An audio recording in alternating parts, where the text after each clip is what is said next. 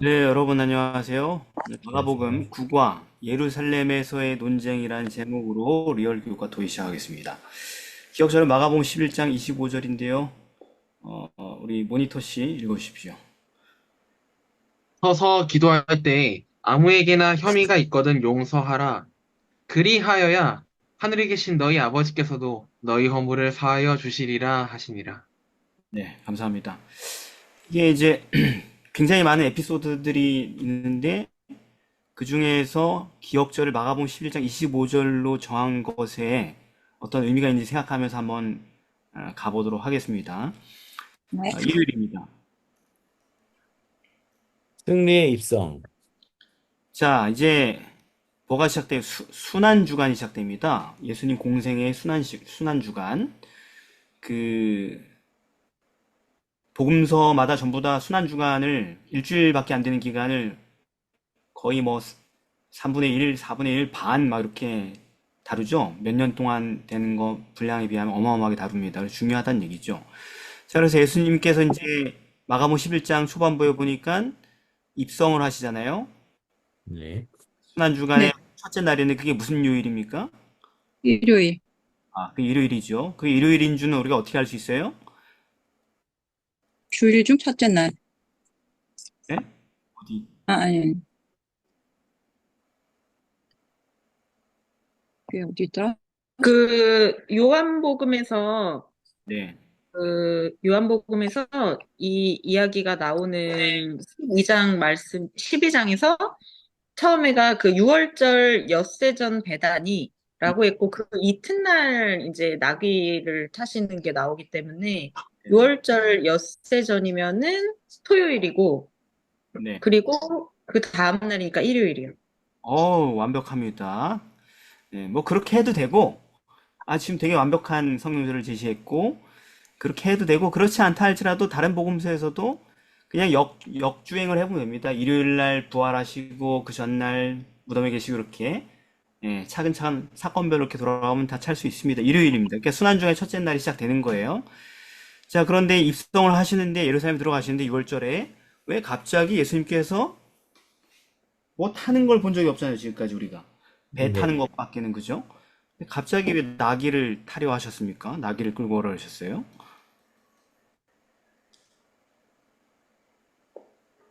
어, 스가랴 9장 9절에서 보면은 네. 이 나귀를 타시는 것이 왕 입성에 대한 그 나라의 풍습이었고 또 예수님께서는 늘 하나님 말씀대로 사셨으니까 이렇게 나귀를 타고 예루살렘에 입성을 하는 것이 하나님의 뜻이었기 때문에 거기에 이제 순종하시는 것입니다.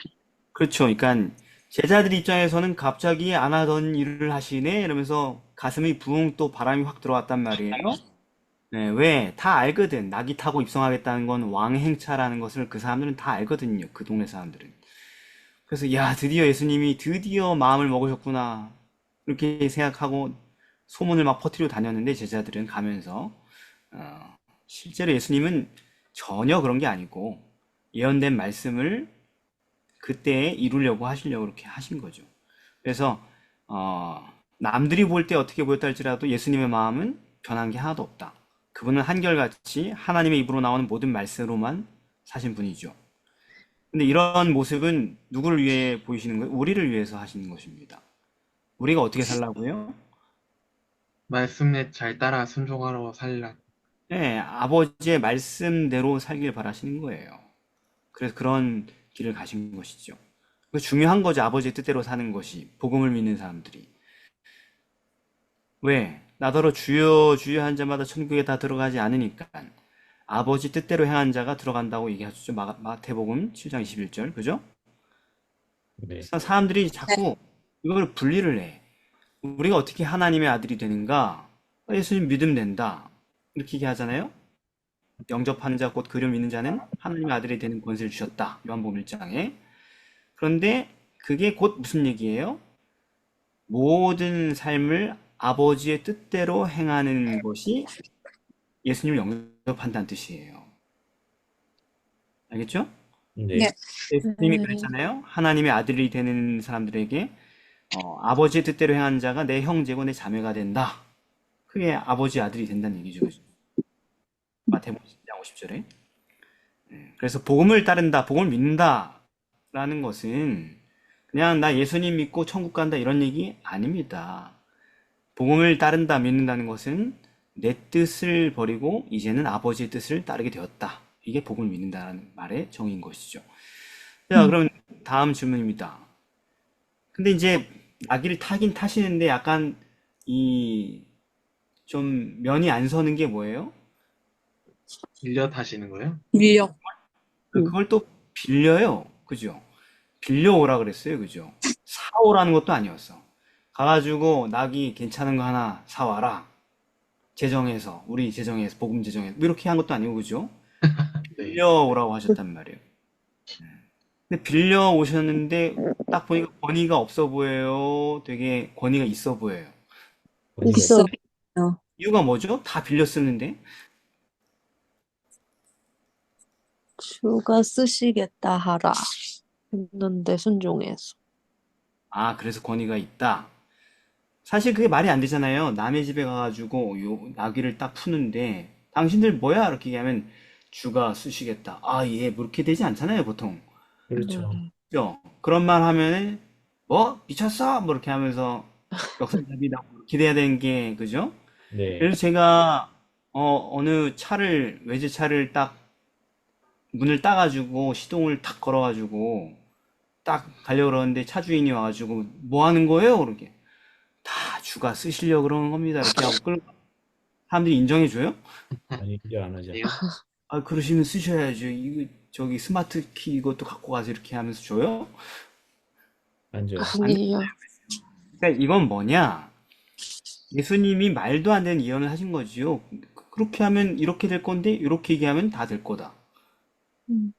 그게 말이 안 되잖아요, 그죠? 근데 네. 그대로 됐지요. 음. 그대로 됐기 때문에 그분의 권위가 신적인 권위가 거기서 드러나게 되는 것입니다. 예언한 대로 됐기 때문에 말이 안 되는 상황이지만 예를 들면 이런 거랑 비슷한 거죠. 그 예수님이 성전에 갔을 때 성전세 내는 사람들이 시비를 걸었잖아요, 그죠? 네. 네. 야, 너와 너의 선생님은 성전세를 안 내냐 하면서 반세겔씩 내야 되는 거 아니야? 율법대로? 베드로한테 얘기하니까 베드로가 감히 낼 거야. 누구에게 하지 않고 낸다, 걱정하지 마라 이렇게 질러버렸죠. 근데 네. 원래 그 사회 풍토상 성직자들은 성전세를 면했죠, 그죠? 그렇죠. 네. 그런데도 성전세를 내라 그런 거는 너희 스승은 성직자도 아니야. 무면허야. 이렇게 업신여기려고 한 건데 베드로가 그런 간사한 것에 속아가지고 자기 스승의 명예를 추추시킨 상황이죠. 근데 그 명예를 어떻게 예수님이 회복하셔요? 물고기 잡는 내어놔셨어. 것으로. 그래. 너와 나를 위해서 물고기 한 마리 낚으면 거기에서 한 세겔 나오니까 너랑 나랑 둘 내면 될 거다. 반 세겔씩 해가지고. 그 말을 듣는단 말이죠. 납세 받는 사람들이 옆에서 쫓아와가지고 우린 세금 줄 때까지 안 갑니다. 이러면서 쫓아왔겠죠, 그죠? 계좌가 낸다 그랬습니다. 우린 끝까지 갑니다. 우린 국세청입니다. 뭐 이러면서 쫓아왔겠죠. 그런데 그런 이상한 말을 했어요. 베드로가 낚시를 했는데 물고기가 진짜 잡혀서 입을 벌렸는데 정말로 거기에 딱 정확하게 한 세겔이 있어. 권위가 서죠. 네. 그들이 멸시한 예수님의 권위가 더 뚜렷하게 나타났죠. 그런 것처럼 자, 왜 이런 상황들을 예수님께서 하시냐? 우리는 좀 어때요? 작은 집에 살면 어때요? 작은 차 끌고 살면 어때요? 좀 덜 존엄하다고 생각하죠. 그죠? 예, 음. 옛날에 제가 다현의 집에 가가지고 집이 되게 좋길래 야, 이 집은 왠지 그런 거 물어봐야 될 것 같아서 패턴상 이 집은 자가야? 전세야? 이렇게 물어봤나? 그러니까 아이가 짜증을 팍 내면서 막 그거 좀 그만 그런 거 물어보지 말라고 다 물어보니까 이렇게 얘기를 하더라고요. 그게 자가인지 전세인지 이런 것도 사람들은 신경이 그죠? 이민해요. 서울에 살면 그죠? 네. 그러니까 가난하다라고 보이는 것, 없는 자라고 느껴지는 것, 참 어떻게 생각해요? 한국 사람들 힘들어하죠. 그렇죠. 그래서 그 무시 안 받고 살려고 돈 없어도 큰 차 사고, 그죠? 네. 그 다음에 빚을 내서라도 큰 집을 소유해야 되고, 뭐 그런 거잖아요. 안 밀리려고. 그죠? 그 사회에서.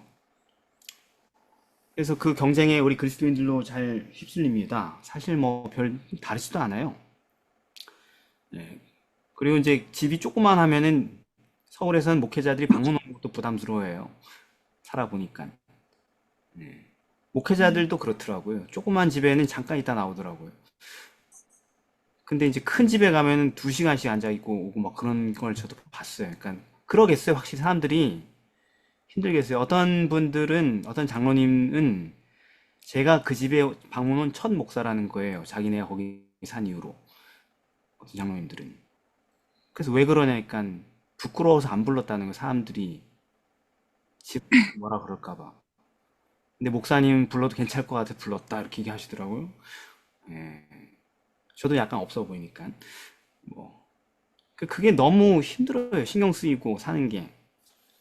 예. 그런데 그리스도인인데도 불구하고 세상 그 레벨에 맞추려고 되게 노력하지만 사실은 예수님 뭐라 그랬어요?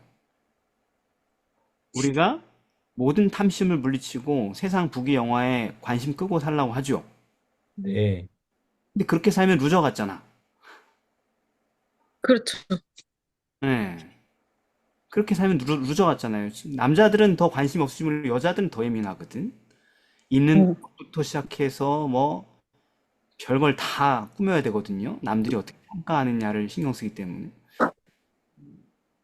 그런데 예수님 말씀대로 하면 되게 루저 같지만은 그리스도인으로 정말 그분 말씀대로 사는 사람들은 그렇지 않다라는 것입니다. 삶과 모든 탐심을 물리치라. 사람의 생명이 그 소유에 넉넉한 데 있지 않다. 누가복음 12장 15절 말씀인데 그 얘기 무슨 얘기냐면 사람의 자격, 가치, 권위, 존엄성 이런 것들이 그 소유에 달려있지 않다는 얘기예요. 그리고 진짜로 예수님을 따르는 사람에게는 어때요? 그런 거 없어도 영적인 권위가 있다라는 것입니다. 존엄성이 있다. 그래서 우리가 좀 그런 특별한 복음을 따른 사람의 특별한 그 존엄성을 갖추게 되길 바랍니다. 아멘. 자, 뭐 그것까지는 이해하는데 예수님이 나귀 타고 이동하시는 거 예언을 성취하기 위해 순종하신 거 다 맞고 맞는데 그런데 이제 사람들이 소문이 파다하게 나니까 나귀 타고 오신대 막 열광적으로 환호했잖아요. 왜? 알고 있었어.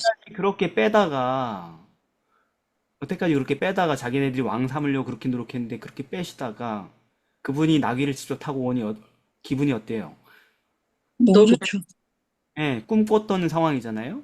네. 그래서 열광적으로 막 환호하고 수만의 군중이 운집했는데 또 그러면 예수님은 어때요? 항상 수만의 군중이 운집해가지고 지지하면은 피하셨죠. 자리를. 해산시키십니다. 막 흩어버리고 그냥 확 쫓아버리고 막 그러잖아요, 그죠? 근데 이번에 어떻게 하셔요? 그냥 내비도. 예, 그렇게 하시는 분위기네요, 그죠? 왜 그랬을까요? 왜 거절하지 않으셨을까요? 누가복음에 이렇게 말이 적혀 있습니다. 네, 어떤 바리새인들이 말하되, 선생님, 당신 제자들을 책망하소서 하니까 대답하시기를, 내가 너희에게 말하는데, 만일 이 사람들이 침묵하면 돌들이 소리 지르리라 하시니라, 라고 하시는데요. 그러니까 왜 그렇게 막 이렇게 예? 소위 이렇게 주목을 끌고 계셔요? 안 그러시던 분이. 주목, 스가랴서 9장 9절 예언이었잖아요.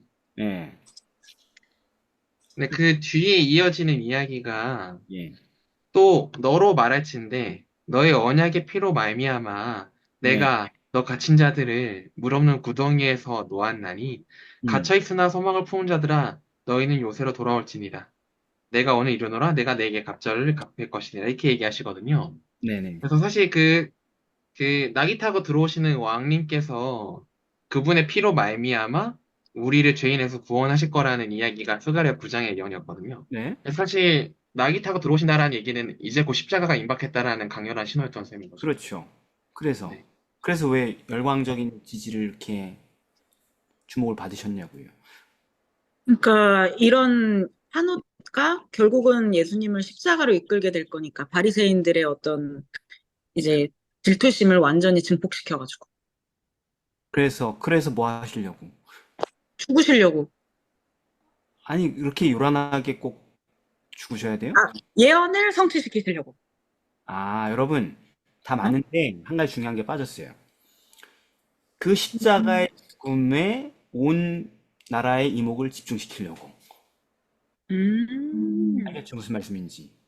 그러니까 죽음을 네. 자초하는 행위였는데, 죽음을 왜 그런 식으로 자초했냐 이거죠. 왜냐면은, 온 백성들의 시선을 이제 그분의 죽음으로 가는 급격한 며칠간의 그 모든 과정에 완전히 집중시키려고. 네. 그래서 그 다사다난했던 일주일, 그 한 주를, 그 유월절을 경험한 사람들이 그 일들을 계속 돌아보면서 마침내 성경 가운데서 예언된 메시아를 발견하고 구원을 얻게 하려고. 음.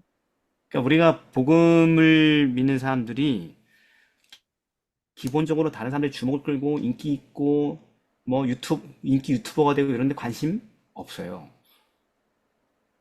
그런데 주목을 끌게 될 때가 있습니다. 주목을 끄는 유일한 이유는 자아 실현을 위해서 하겠지만 대부분의 사람들은 성공해야 되니까. 그런데 그게 아니고 그 주목을 끌어서 사람들로 하여금 진리를 접하게 하고 구원을 얻게 하려고 하는 거지 다른 이유가 없다는 것을 기억하게 되길 바랍니다. 아니, 우리는 이 유튜브 이제 뭐 구독자 1000명 넘어가지고 뭐 광고 없어지고 뭐 그렇잖아요. 우리가 이제 네. 편해졌잖아요. 그죠? 네. 그런데 뭐 우리가 주목 끌려고 노력 안 하잖아요. 그죠? 구독, 좋아요 이런 것도 안 하잖아요. 그죠? 관심 없잖아요. 그런데. 네. 그런데도 불구하고 주변에서는 왜 주목을 끌려 그러느냐 이렇게 하면서 막 또 견제하는 분들도 계셨단 말이에요. 예. 예민해 사람들이 그런 문제에 누가 더 주목받을까 뭐 이런 거에 되게 예민해요. 그런데 굳이 주목을 끌게 됐다면 주목을 끌 마음이 없는데 그건 다 다른 사람의 유익을 위해서 그렇게 되도록 인도하신 것이라는 것을 기억하게 되길 바랍니다.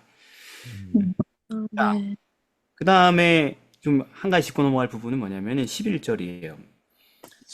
그 난리가 났는데 예수께서 예루살렘에 들어가서 성전에 들어가셔서 이날 성전 정결했어요, 안 했어요? 있나? 안 했, 아직 이 다음 아직 날, 안 이 했죠. 다음 날이요. 네, 다음 날. 모든 음. 것을 다 세세히 둘러보시고 날이 저물어서 제자를 데리고 나갔다, 성 밖으로. 아, 이게 어떻게 이런 스토리가 가능할 수 있죠? 어떤 성경을 보면 어떤 복음서는 바로 성전에 입성하자마자 성전 둘러없는 얘기로 이어진단 말이에요. 날짜 구분 없이. 근데 마가복음 보면은 요일이 달라. 그건 다음 날이에요. 그런데 그렇게 엄청난 인파의 환호를 받고 운집한 군중 가운데 있던 분께서 어떻게 조용히 성전을 다 꼼꼼히 살펴보고 조용히 또 나갈 수가 있었을까요? 중요한 건 아니지만 우리가 그 자세한 흐름을 보기 위해서 그냥 물어보는 거예요. 아니, 사람이 수많이 운집해서 내 주변에 있는데 성전 구경할 수 있어요?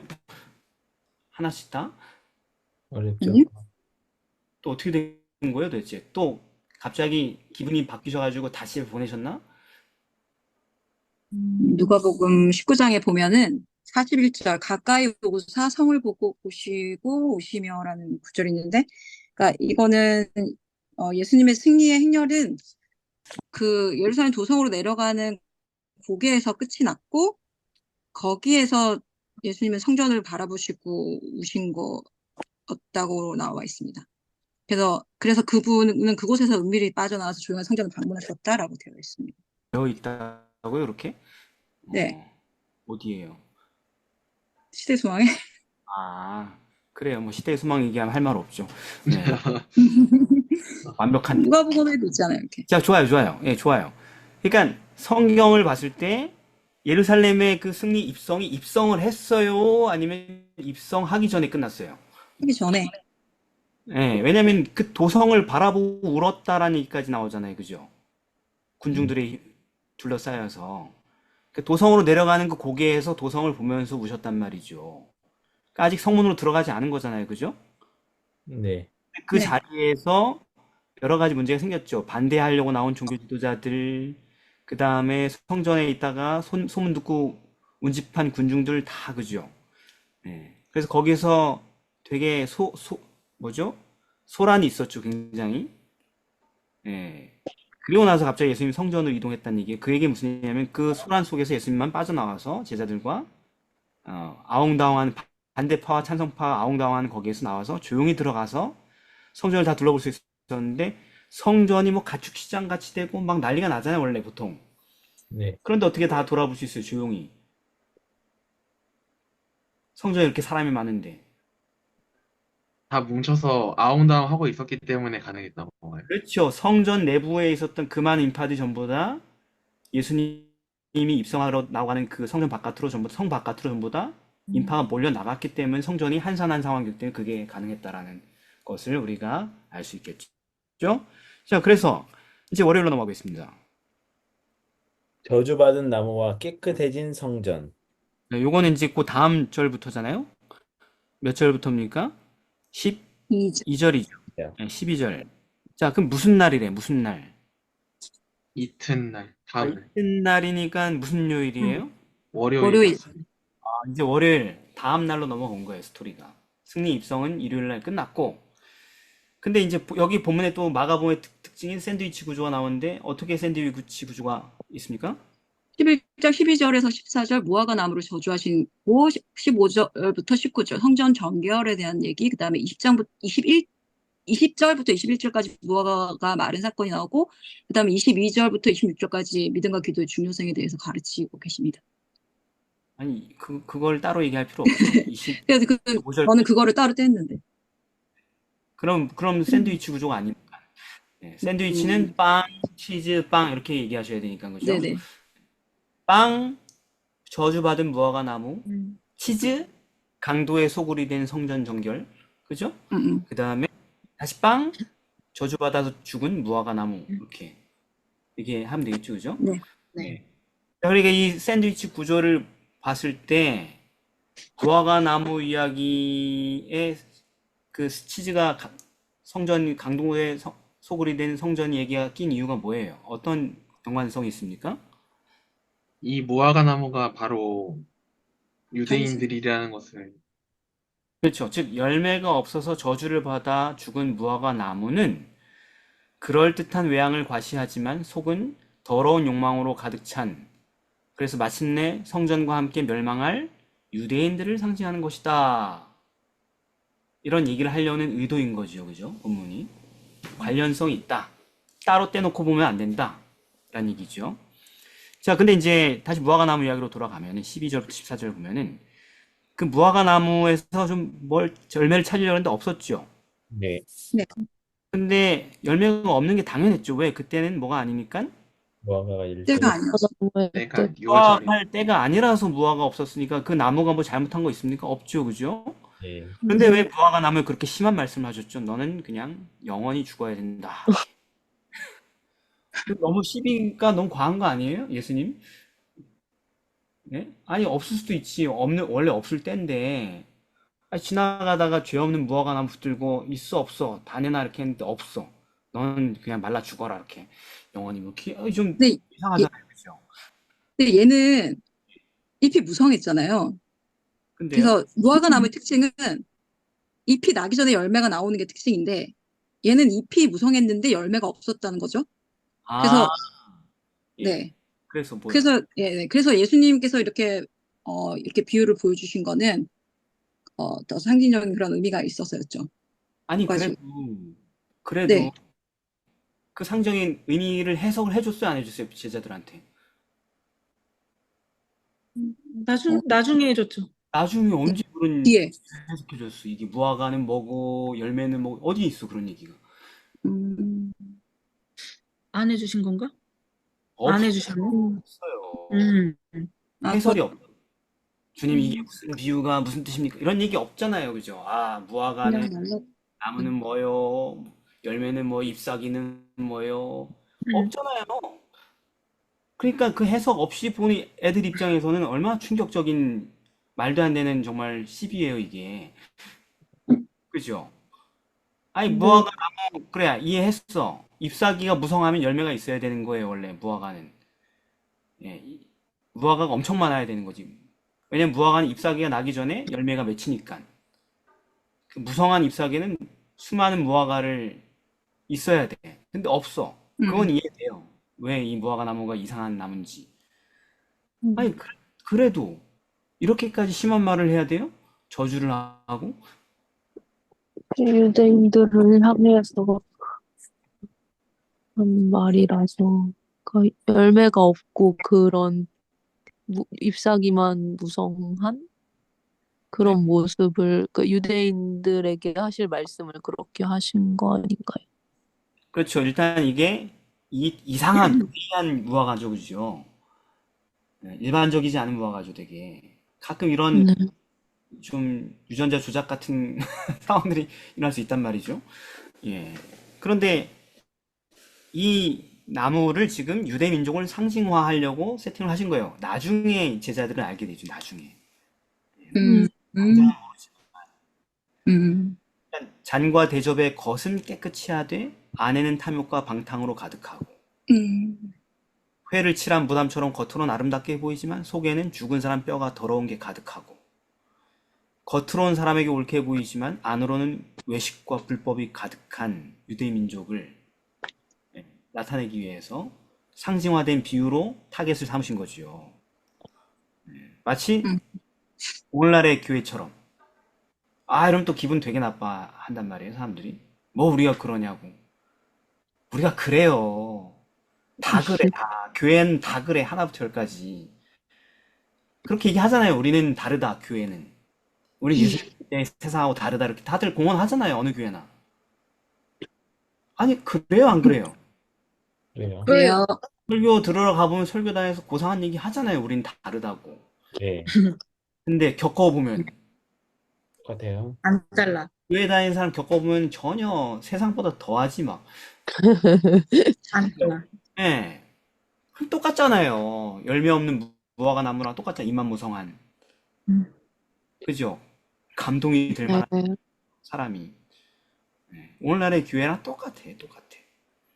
예. 그래서 사람들이 뭔가 기대하고, 교회는 뭐가 다르겠지 하고 왔다가, 사람들의 끔찍한 이기심과 이 먹통, 그런, 예, 근거 없는 교만 이런 거 겪으면서 사람들이 뒤로 나자빠지는 거예요. 뭐 이런 게 다 있어 하면서 말이죠. 괴물들이다 하면서. 교회는 강도의 소굴이 맞다. 이제 주 예수의 말씀처럼 이렇게 얘기하게 되는 거죠. 자, 왜 그런데 예수님께서 그렇게 얘기하셨나? 이건 행동화된 비유였으니까. 제자들 들으라고 한 얘기죠. 나중에 네. 그 나무가 뭘 상징하는지 깨닫고 나서 그 이스라엘이 멸망하잖아요, 나중에. 네, 네. 처참하게 멸망하잖아요, 정말. 이 세계 역사에 기록될 만큼 처참한 멸망이 되잖아요. 오늘날 세계사에서도 많이 강의하는 AD 70년에. 그런데 그렇게 되는 이유를 이해를 못 하거든. 하나님의 백성들이 왜 그렇게 되는가? 하나님의 선택받은 백성이 왜 그렇게 되는가?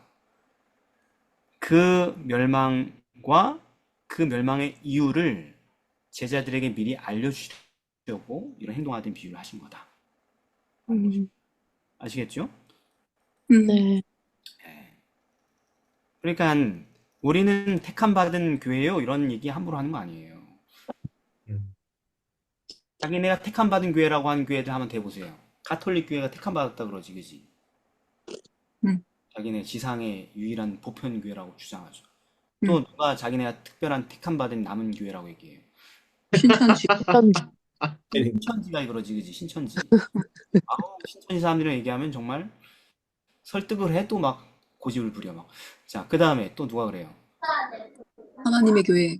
하나님의 교회도 그러고. 여러분들이 자꾸 삥삥 돌리네. 내리교회. 네. 남 얘기만 하네, 그죠? 네. 우리 교회. 우리 교회가 또 그렇게 얘기하잖아요.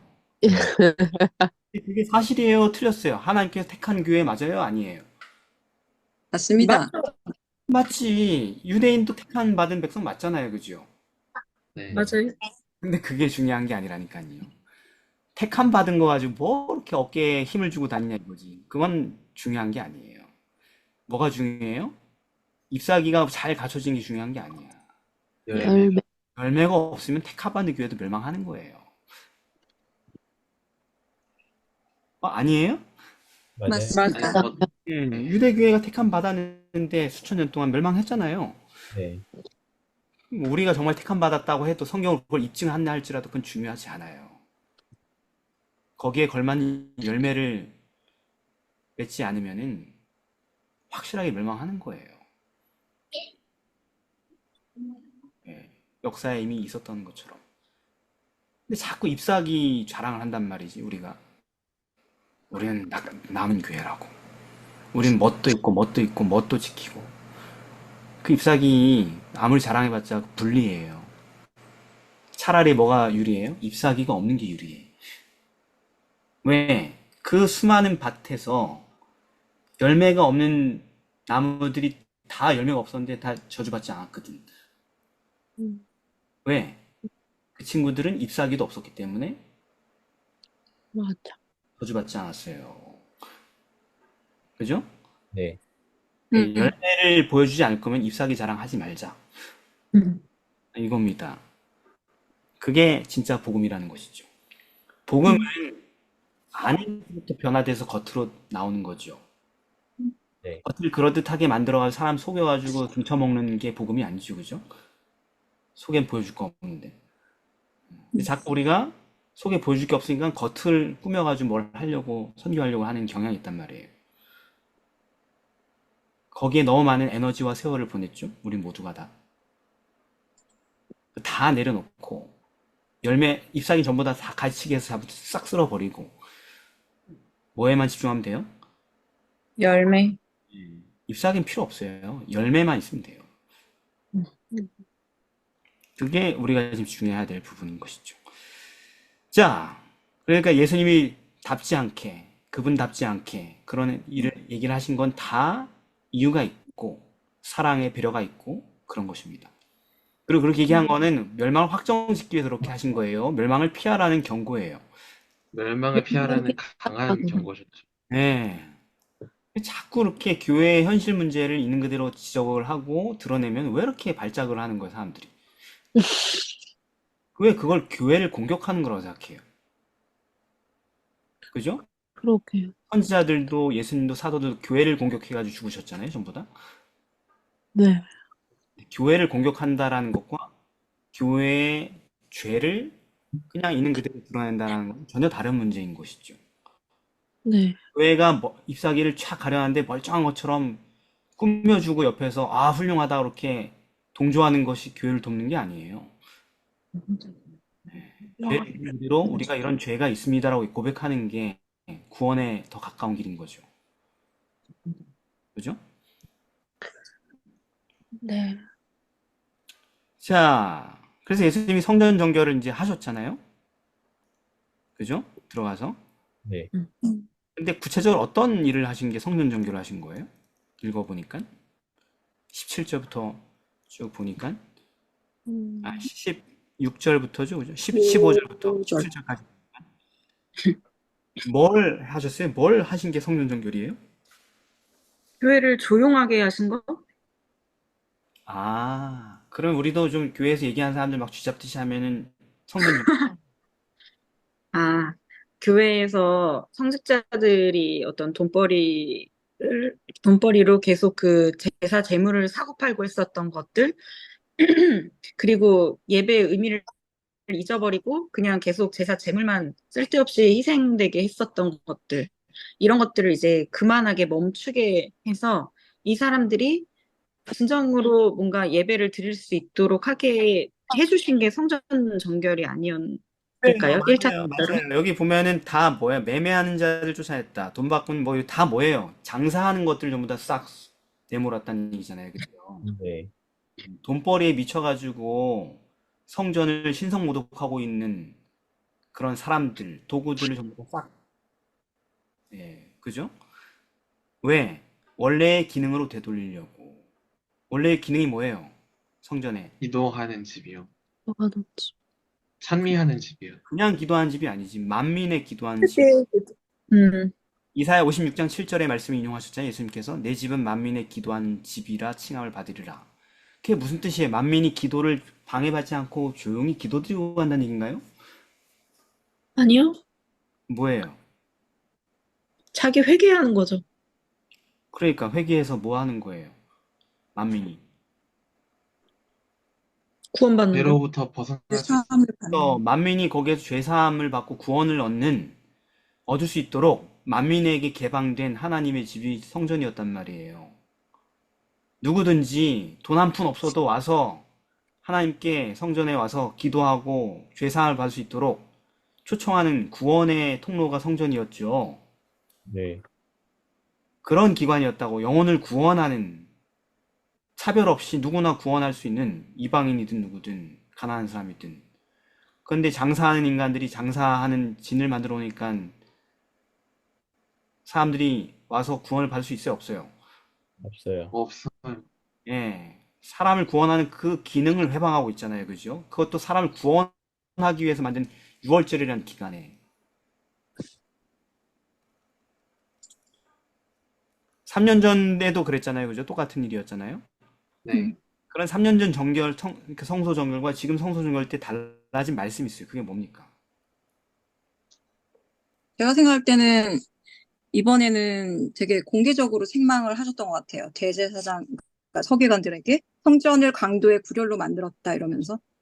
지난번에는 좀 조용히 가가지고 저기요 여기서 장사하면 안 돼요. 그러지는 않으셨죠. 그러니까 그때 공생 초기에 이제 그렇게 일이 있었는데 끈을 채찍을 만들어 성전 안에 상인들과 한정상을 다 내쫓고 뭐 그때도 여, 과격했지 그럼. 예. 네 그렇긴 했지만 멘트에 뭐가 달라졌는지 보시라고요. 여러분. 예수님 어? 멘트. 행동? 네? 예수님의 멘트에 뭐가 달라졌냐고요. 이제 공개적으로 뭐라고 해야 될까? 가면을 벗기신다고 해야 될까요? 유대인들이 강도였다? 강도? 아닙니다, 여러분. 아니면 3년 전에 뭐라 그러냐면 내 아버지의 집으로 장사하는 집을 만들지 말라 그러셨어요. 음. 여기서 장사하지 마세요. 만민의 기도하는 아, 집이요. 근데 이제는 뭐라 하셔요? 나의 집은 아니지. 아니 너희는 강도의 구려를 만들었다. 구별을 만들어. 네. 장사하는 집 만들지 말라란 얘기에서 이제는 강도의 소굴로 만들어 버렸다. 달라요, 안 달라요? 더 심각해졌는데요. 수위가 완전 달라졌지요. 여기 장사하는 데 만들지 마세요. 너희는 여기를 강도 소굴로 만들었어. 이렇게 멘트가 바뀌었지요. 이게 뭘 보여주는 거예요? 3년 동안 이전보다 더 심각해졌다는 겁니다. 성전 정결하는 게. 그렇죠. 이전에 성전을 깨끗하게 하셨단 이후로 지금 3년 후에 왔을 때는 그때보다 상황이 더 돌이킬 수 없을 만큼 심각해졌다라는 것을 보여주는 거죠. 그죠? 네. 예.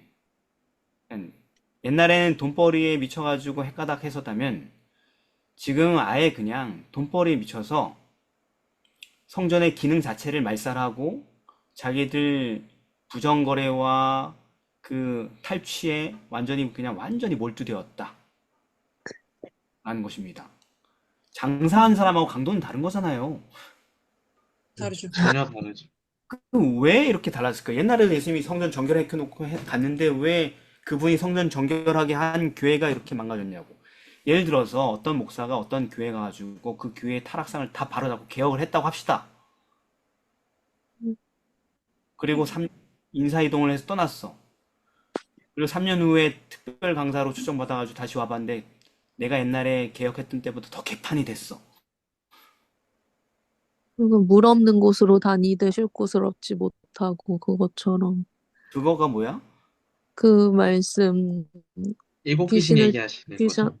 네, 더 이전보다 악한 귀신 7을 데리고 들어가니 더 이전 형편보다 안 좋아졌다고 한 그 말씀이 그 생각. 말씀이 마태복음 12장 43절 45절 말씀인데 귀신이 사람에게서 나갔어. 이거 누가 해주신 거야? 예수님이 하신 거지.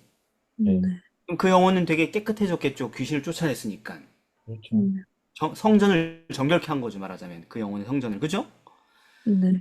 그런데 그 귀신이 몇 년 동안 고생하면서 갈 곳이 없어가지고 방황하다가 또 어디 뭐 갈 데 없어가지고 한 몇천 명 들어가 있던 군대 귀신이라고 거기에 좀 껴가지고 좀 잠깐 등 좀 붙이나 했더니만 또 쫓겨나가지고 돼지떼에 들어갔다가 바다에 들어갔다가 막 방황을 하면서 막 이렇게 하다가 예, 하다 보니까 다시 옛날 이전 집으로. 고향을 돌아와서 쓱 봤는데 그냥 추억이 있어서 옛날에 살았던 집이 궁금해가지고 왔는데 원래 집주인이 들어와 있어야 되는데 집주인이 없네. 음. 그래서 집을 한번 쓱 살펴봤더니 문도 열려 있고 그래가지고 자물쇠도 없어. 도어락도 옛날 그 번호야. 그냥 비밀번호 그대로 편하지 않았어. 들어가 보니까 너무 좋아졌네. 빌트인이 쫙 돼 있고 평수도 한 20평 넓어져 있고 침대도 방마다 다 있고 화장실도 방마다 달려 있고 너무 좋아. 이렇게 좋은 집에서 혼자 살기가 너무 괴로운 거야. 왜? 나처럼 방황하고 힘들어하는 동료들이 세상엔 너무 많거든. 집이 없어가지고 홈리스로 다니는 귀신들이 너무 많거든.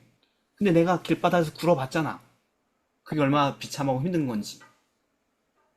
그래가지고 그 동정심 때문에 자기 옛날에 길거리에서 같이 노숙했던 친구들 일곱을 더 데리고 와가지고 살았다. 뭐 이런 얘기잖아요. 그죠?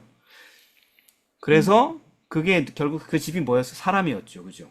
네. 네. 님께서 한번 깨끗게 하셨던, 정결케 하셨던 영혼이었는데 나중에 그 영혼의 형편이 전보다 더 심하게 되었다. 그러면서 이 악한 세대가 또한 이렇게 되리라 이렇게 얘기하셨어요. 음. 유대인들이. 근데 정말 그렇게 돼버린. 돼버린 것입니다. 말씀 그대로. 네. 그래서 그 성전에서 죽임당하고 있는 제물들이 전부 다 예수님, 그 만민을 구원하기 위한 피 흘리는 희생양이 위대한 음. 이 강도들 눈에는 다 그냥 그게 돈벌이밖에 안 돈. 나. 목을 팍팍 쳐서 죽여야지 돈이 팍팍팍 입금이 되는 거야. 최대한 많이 죽여야 돼. 결국 그 마음으로 예수님도 죽이는 거죠. 자기 이득을 위해서. 그래서 그걸 다시 정결케 할 수밖에 없었던 거죠. 자, 그러니까 여러분, 탐심이 우리를 그렇게 비참하게 해요. 이기심이. 여러분들, 여기 있는 분들, 예수님께서 여러분의 영혼을 깨끗게 하신 경험을 하신 적 있으시죠? 네. 네. 그죠? 그때의 경험을 잊지 못하죠? 그죠? 네. 네. 그 뮤지컬 다윗에 나온 것처럼 사울이 추억하자. 그 느낌은 성령을 나에게 부어주셨는데 그 느낌이 그 다윗이 옆에서 프리덤, 프리덤. 자유. 어떻게 알았냐고 그래서 그렇게 얘기하잖아요, 그죠? 근데 사울이 뭐라 그래요? 근데 너도 알게 될 거라고. 그게 다 옛날 추억이라고. 내 비참한 마음 알게 될 거라고. 언제? 네가 돌이킬 수 없는 실수를 하는 날. 뭐 이러면서 얘기하잖아요, 그죠? 네. 되게 공감들 많이 하셨겠어요, 그죠? 네. 네. 그런 거. 그래서 사울이 뭐라 그래요? 거기 뮤지컬에서 내가 한 가지 충고 하나 할까? 네가 갖고 있는 그 것을 절대로 놓지 말라고. 건강을 놓지 말라고 하면서 뭐죠? 나 이거 안 놓을 거라고. 그래서 결국은 그 사울의 형편이 더 심하게 돼서 죽잖아요. 그죠? 이전보다. 우리도 좀 그런 거 많이 느끼죠. 예전보다 더 심해진 거 아닌가 내가. 그런 거 느낄 때 있죠. 그죠? 같은 원리예요. 전부 다. 예수님께서 내 마음을 정결케 하셨는데 내 마음에 뭐 성령을 받아들이지 않고 주님을 내 삶의 전적인 왕으로 받아들이지 않고 어영부영 있으면 상황이 악화되는 경험들을 하게 되는 것이죠. 그래서 막달라 마리아가 나중에 7귀신 들리는 지경까지 가게 된 거고. 그죠? 그래서 다윗도 그 짓까지 하게 된 거죠. 간음하고 살인하고 거짓말하고 한 지경까지 갈 수 있었던 거죠. 그럼 거기까지 간다고 해서 돌이킬 수가 없어요? 다시 돌아올 수 있어요. 네. 그때는 다시 우리에게 기회가 온다면 그때는 확실하게 하나님 우리의 삶의 주인으로 예수님을 내 마음의 집의 주인으로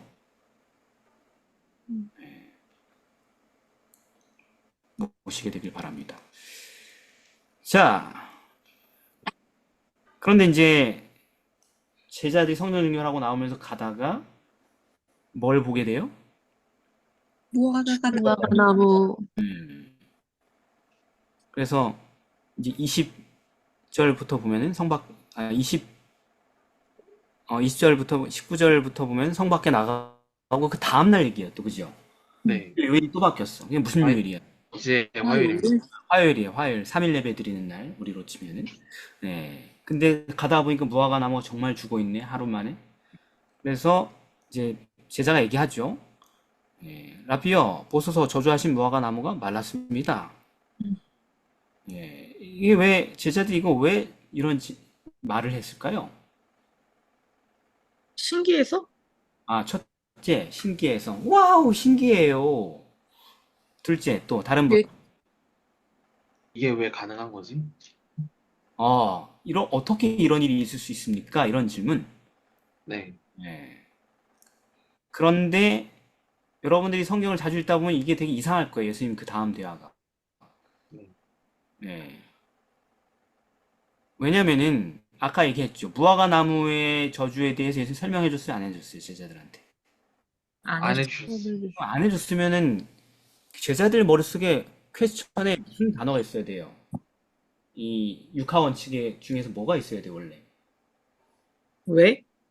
왜? 왜 저주하시지? 이게 왜 죽었지? 이게 자연스럽지 않아요? 네. 그런데 그렇게 하면 예수님이 비유를 설명해 주실 거 아니에요, 그죠? 네. 이 비유는 말이다. 뭐는 뭐 이렇게 흘러가야 자연스러운 대화예요, 이게 전부 다 원래. 맞아요. 근데 제자들이 그런 대화를 한 것 같거든? 아니, 왜 이거 이렇게 하셨나요? 이렇게 느껴지는데 예수님은 하나님을 믿으라 이렇게 대답하신단 말이에요. 네. 이거 왜 이렇게 대답하신 거예요, 예수님은?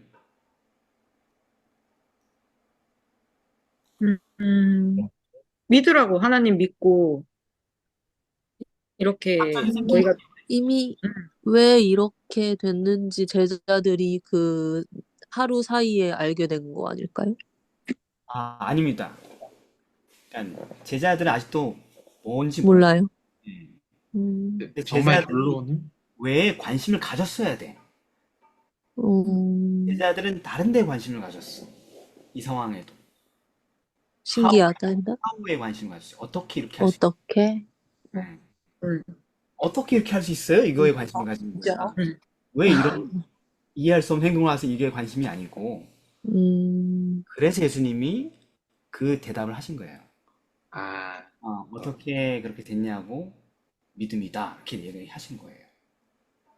마태복음에 보면은 어찌하여 이렇게 되었나이까? 이렇게 얘기한단 말이에요.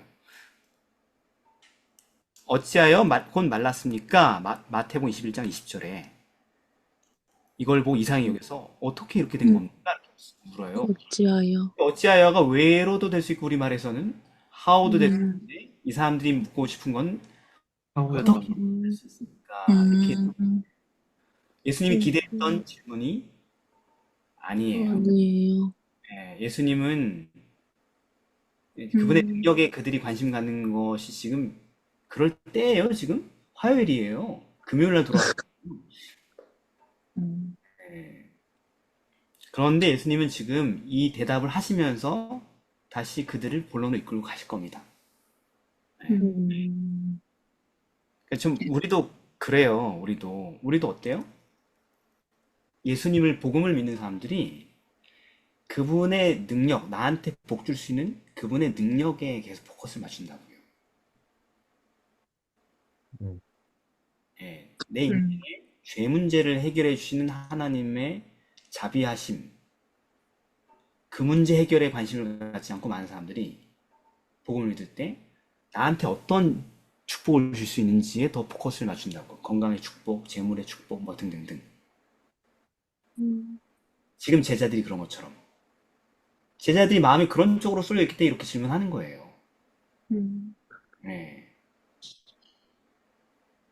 지금 아직까지도 계속 서로 지지고 볶고 싸우고 미워하고 있으면서 말이죠. 자, 그런데 여러분, 그런 엉뚱한 질문에 예수님은 대답을 하셨어요. 믿음으로만 된다. 근데 어떤 믿음으로 기적이 가능한 거예요? 여기 보니까 산더러 들리는 바다의 물이구라. 의심없는 라고 요약, 하면 그대로 된다. 요약하자면 그거예요. 이거 다 요약하면은 의심하지 않으면 된다는 얘기예요. 그리고 구한 것은 다 받은 줄로 믿으라. 응답을. 이렇게 얘기하신 거예요. 예수님은 엉뚱한 대답을 가지고 지금 뭔가 그들에게 필요한 교훈을 지금 주시려고 하는 것입니다. 음, 믿으면 되는데 그때까지 믿으면 된다는 얘기 계속 반복됐거든, 지금까지. 평생의 내내 모든 사건 속에서. 그런데 이 친구들은 계속 어떻게 할 수 있냐 관심을 갖는 것입니다, 거기에. 근데 예수님 믿으면 된다. 단 어떤 믿음이다? 의심하지 않다. 의심하지 않는 믿음이면 다 된다. 니들이 원하는 거 다 될 거다. 관심 있냐? 이런 능력? 너희도 할 수 있다. 정말이요? 믿으면 된다. 어떻게 믿으면 된다. 의심하지 않으면 된다. 이게 예수님이 지금 엉뚱한 대화에 다시 핵심 대화로 끌고 가는 제자 훈련의 과정이거든요. 음, 왜 이렇게 이게 끌고 가는지 아시겠어요, 여러분? 의심하지 않은 의심에 대한 얘기 왜 하는 줄 알겠어요, 여러분? 그 예루살렘이 멸망하고 나서 또 믿음을 가질 것을 말씀하시는 아니, 건가요? 사람들은 예루살렘 멸망 관심도 없고 지금 생각도 없어요, 여기. 예. 음, 핵심이 그게 아니에요. 예루살렘 멸망 얘기는 그 다음에 해요. 질문 다시. 네. 예루살렘 멸망 이야기는 그 다음, 시간적으로 그 다음 토론 때, 토론하는 날 한단 말이에요. 뒤에 얘기한단 말이에요. 제자들 아직 감을 못 잡아서. 그때 이 다음 날에 그러잖아, 제자들이. 이 성전 좀 보십시오. 얼마나 멋있고 크고 그렇게 하잖아요. 몰라. 시간대별 순서로 이렇게 보면은. 여러분 생각해 보세요. 우리 복음을 믿는다고 하는 사람, 우리를 얘기해 봅시다. 기적이 아니라서 힘들죠. 많은 현실적인 장벽에 부딪혔을 때 기적이 잘 안 일어나가지고 힘들죠. 지금 우리 문제야. 우리가 굉장히 힘들어요, 사는 게. 예수를 믿는데 많이 힘들어, 내적으로든 외적으로든. 근데 왜 그러냐면은 우린 평생 뭐 하고 씨름하고 있는 거예요? 도와주실까? 의심. 의심. 의심이라는 문제하고 고통스럽게 씨름하고 있는 거예요, 많은 성도들이. 그게 우리를 괴롭혀, 우리 심령을. 근데 어떤 의심이에요? 하나님의 능력에 대한 의심이 맞나요? 네. 아니에요. 아니요. 우리가 하나님의 능력을 믿냐라고 한다면 대부분 의심하지 않고 얘기를 해요. 우린 믿는다고. 네. 정확하게 얘기하면 하나님의 능력을 못 믿어서 그런 것 같은데 그게 아니 핵심이에요. 우리는 뭘 의심할까요? 죄를 버리는 게 정말 내 인생에 더 유익할까? 라는 걸 의심하는 게 아닐까요? 그런 의심도 하지만 지금 여기에서 걸려있는 의심은 좀 다른 의심입니다. 비슷한 건데 좀 다른 거예요. 뭐냐면 하나님이 능력이 있다는 거 믿어. 여러분도 여러분 주변에 기적이 일어나고 불치병 환자가 낫고 그러면 믿죠? 하나님이 하셨다고. 네. 네. 믿잖아요, 그죠? 네. 그런데 문제가 나에게 발생했을 때 문제가 생기는 거예요. 음, 하나님이 저 사람들 위해서 저렇게 하셨는데 누굴 위해서는 안 할 것 같아? 나를 위해서. 나를 위해서는 안 할 것 같아. 그게 인간들이 결정적으로 부딪히는 의심이에요, 제자들이. 예, 저 사람 위해서 저 사람 전화 위복시킬 수 있고 성공시킬 수 있고 병도 낫게 하시고 다 하셨어. 그런 일들이 넘쳐. 나도 누군가를 도왔는데 누군가를 위해서 기도했는데 그 기적이 일어났어. 그런데 내가 그 문제의 당사자가 됐을 때, 절망에 빠졌을 때, 하나님이 능력이 있으신 분이시지만 그 능력을 나에게 베풀어 주실까? 라는 의심에 다 막혀버리는 거예요. 당장 간절한 내 기도가 당장 내 눈앞에 결과로 응답이 되어서 오지 않을 때, 그때 의심의 질병과 씨름하게 되는 겁니다, 우리는. 음, 그 왜 그럴까? 왜 남을 위해서 하나님이 그렇게 하시는데 내 문제에 대해서 내가 이렇게 나 자신에게 박할까요? 기대감이 낮아질까요? 자기의 열매 없음에 자기가 제일 잘 알아서 그런 거 아닌가요? 믿음이 없어서. 자, 그게 그 다음 질문이랑 연결됩니다. 5절이, 아니, 5절이 아니라 25절. 생뚱맞게 믿음 얘기하시다 더 생뚱맞게 갑자기 믿으면 된다 얘기하시다가 갑자기 뭐라고 해요? 용서하라, 서로. 용서하라. 그래야 너희도 죄를 용서받는다. 이런 얘기를 하셔요. 이게 결론이야, 이 대화의. 이 기억절이에요. 뭘 얘기하고 싶은 걸까요, 예수님께서?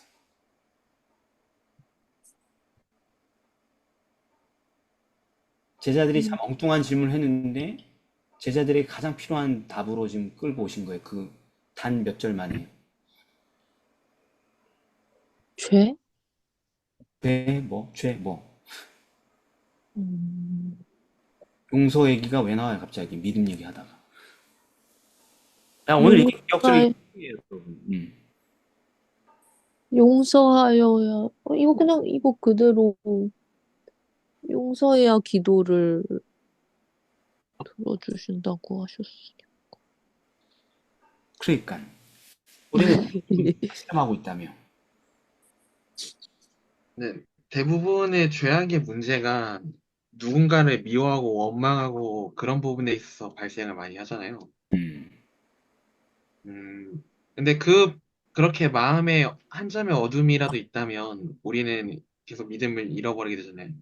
어, 근데 제가 요한 1서를 읽었을 때 네. 우리 마음에 떳떳한 것이 그러니까 요한이 그런 조언하는 걸 제가 읽은 적이 있었거든요.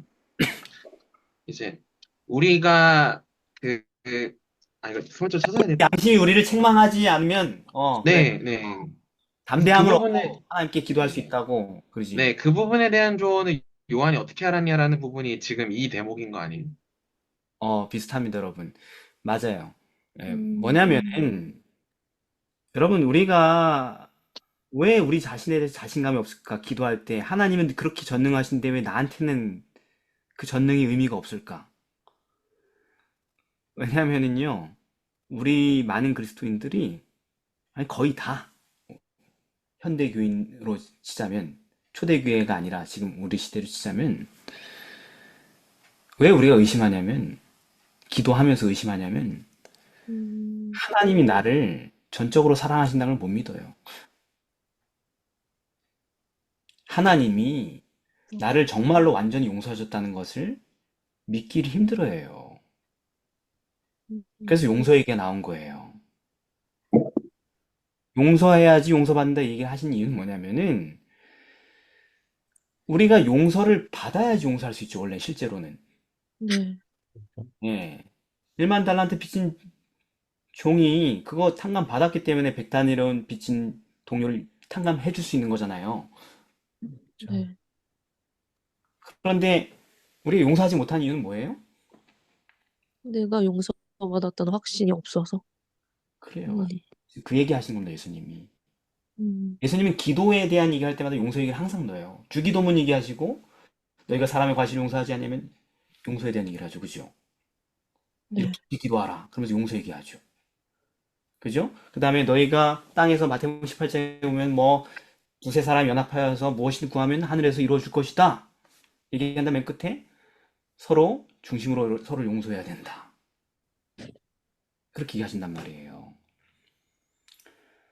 그러니까 우리는 하나님께서 내 죄를 정말로 사하셨는지 그 사랑을 의심하기 때문에 다른 모든 기도에 있어서도 의심을 깔고 있는 것입니다. 그래서 불안한 거예요. 그래서 괴로워하고 방황하는 것입니다. 그래서 혼자서 그렇게 고통스러운 시간들을 보내는 거예요. 다시 처음으로 돌아왔네. 다시 처음으로 돌아온 거야. 멀리 간 것 같았는데. 예수님이 나를 정말로, 하나님이 나를 정말로 용서하셨나. 그걸 정말로 믿게 되면 예수님께서 얘기하신 이 믿음을 행사할 수 있게 됐다라는 것입니다. 나를 네, 네. 용서하셨다면은 내가 뭐든지 구해도 되는 상황이 된 거거든요, 진짜. 맞아. 네. 이게 오늘 기억절인 이유가 이겁니다. 네. 제자들은 서로를 아직 미워하고 앙금이 있고 그러고 있었어요. 그런데 엉뚱한 능력에만 관심을 갖고 있었죠. 어떻게 나도 저거 할 수 있을까? 그런 제자들의 문제는 품성의 변화의 문제였던 것입니다. 능력의 문제가 아니고. 늘 그러잖아요. 우리가 성령의 권능을 받는 유일한 조건은 성령의 권능을 달라고 달라고 쫄라서 되는 게 아니고 실제로 물론 그것도 달라고 해야 되지만 결국은 성령의 권능을 받을 심령의 준비가 돼야지 온다라는 것입니다. 나중에 제자들이 이렇게 되는 것처럼 말이죠. 성령의 권능을 거의 초자연적인 이적을 행할 수 있는 능력을 받아도 사람이 헷가닥하지 않을 만큼 자아를 완전히 비우고 서로를 사랑하게 됐을 때, 네, 그때 그 일이 일어나는 것이죠. 그래서 그것이 복음이 우리에게 얘기하고자 하는 다시 원론적인 얘기인 것입니다. 화요일입니다. 무슨 권위로 이런 일을 하느냐? 예, 아우, 시간이 또 많이 지났으니까 좀 빨리 가겠습니다. 27절부터 봐야 되죠? 11장 27절부터. 예, 다시 어디로 가요? 예루살렘. 예루살렘? 예루살렘으로 갔습니다. 그래서 사내들인 지도자들이 어제 그 망신 때문에 다시 도전하러 왔죠. 예, 공개 질문을 던졌죠? 뭐라고요? 당신 무슨 자격으로 이렇게 하느냐? 무슨 권세로 그렇게 하느냐?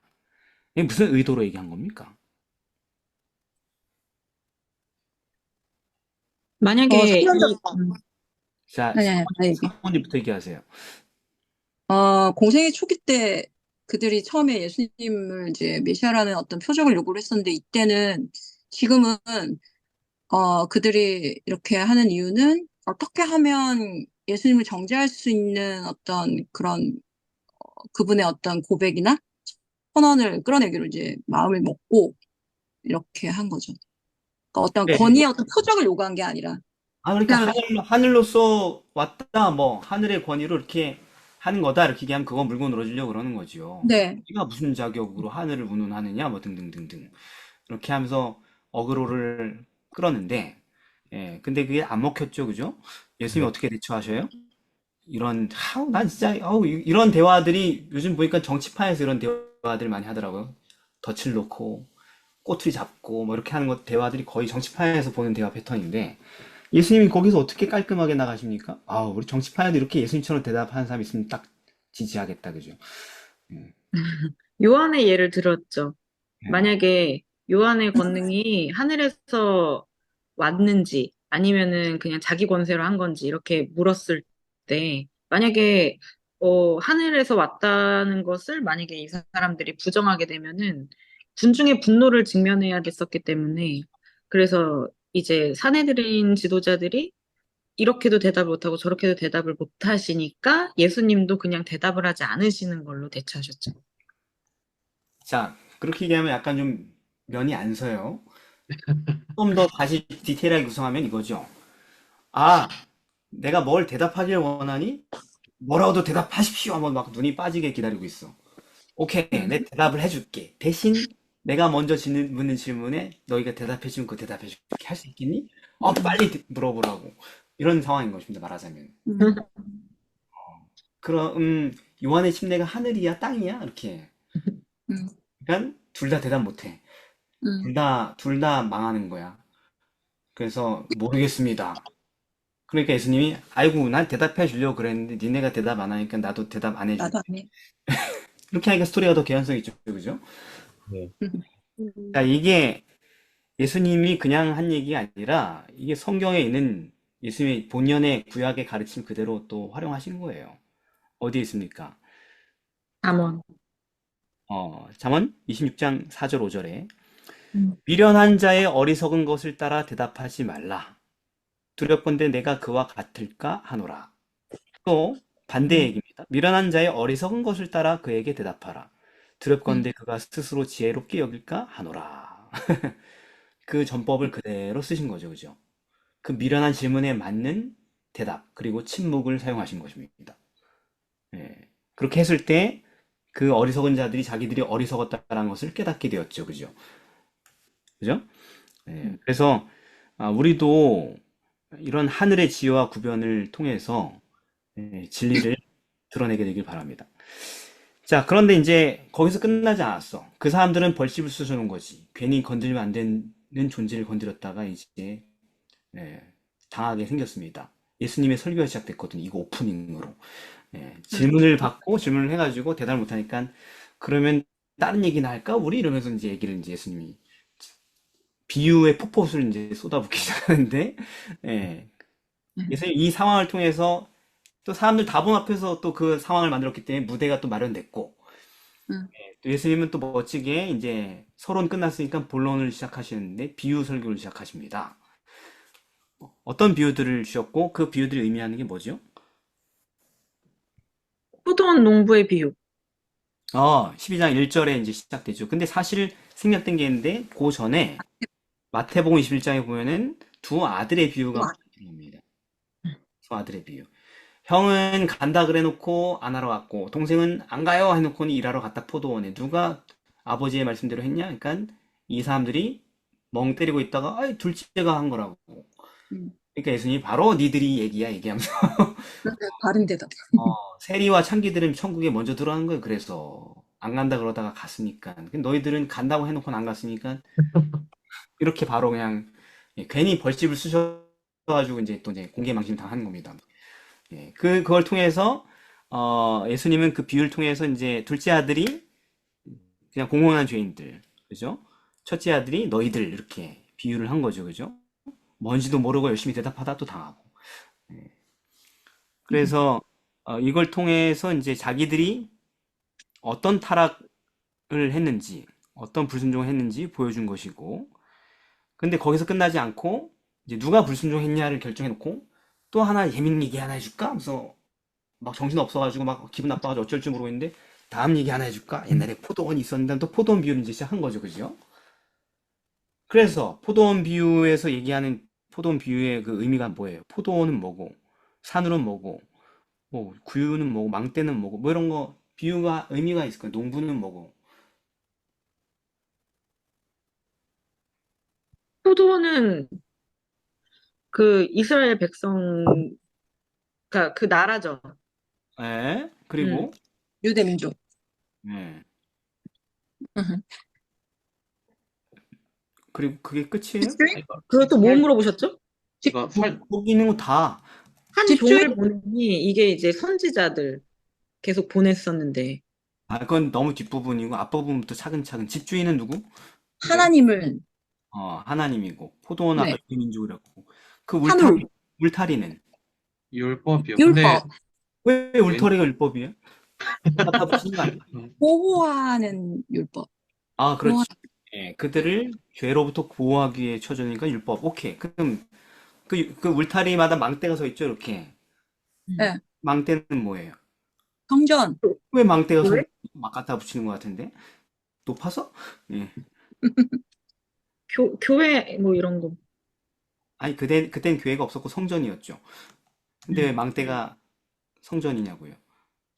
망대가 이렇게 보고 있다가 뭐 문제가 있는지 없는지 체크하고 그러지 않게 예비도 하고 뭐 이렇게 하는 역할을 하는 거니까 성전이 그때 그런 거를 했었죠.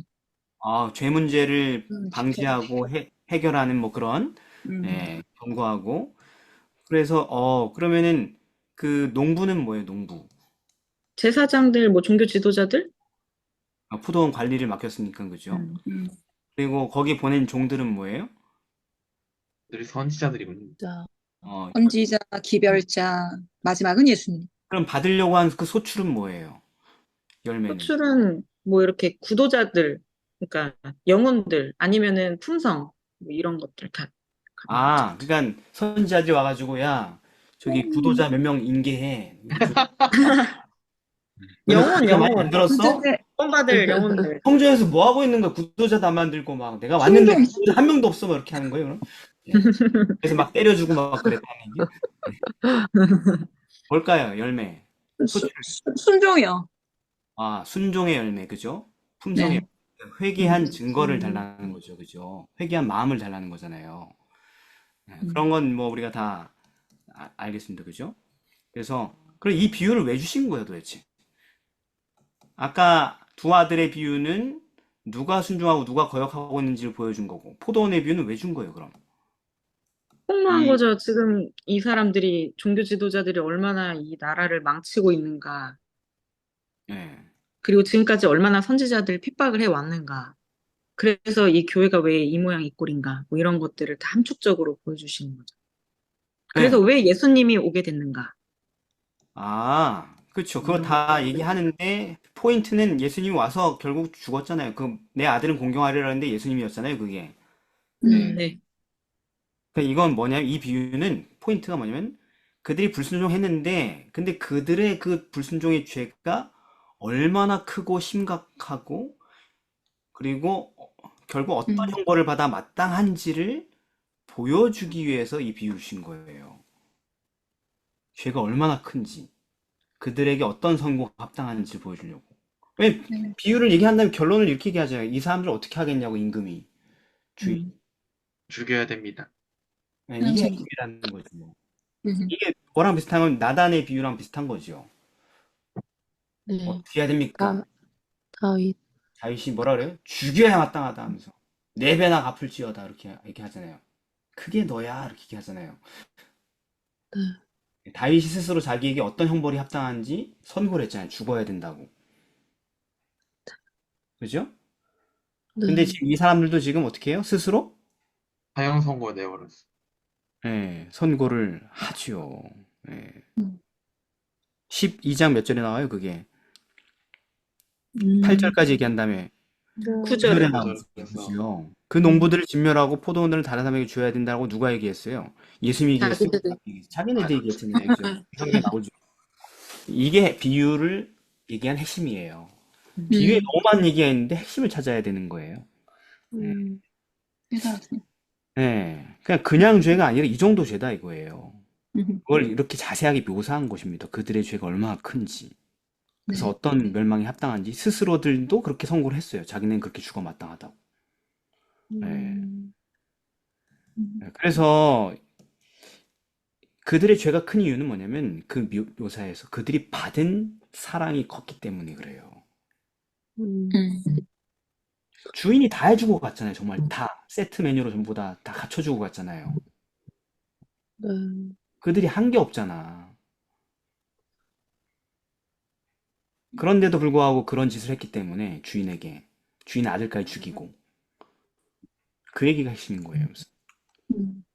그래서 여러분 우리가 생각할 때 우리 죄가 안 크게 느낄 수 있어요. 그리스도인들이. 나는 그래도 양심대로 살았고 법을 지키고 살았고 어쩌고저쩌고 얘기하는데 그걸로 여러분 우리의 죄가 심각해지는 게 아니에요. 사람들이 평가하는 그 죄로 우리의 죄가 심각해지는 게 아니에요. 뭐 때문에 죄가 심각해지는 거예요? 아들을 처참하게 죽였기 때문에. 우리가 행한 그 죄 때문에 우리의 죄가 커진 게 아니고 우리가 받은 사랑이 너무 크기 때문에 그 받은 사랑에도 불구하고 죄를 졌기 때문에 죄가 큰 거예요.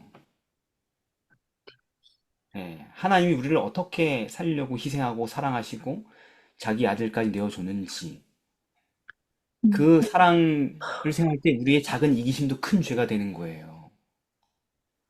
우리의 작은 허영과 교만이 큰 죄가 되는 거예요. 우리의 무관심이 큰 죄가 되는 거예요.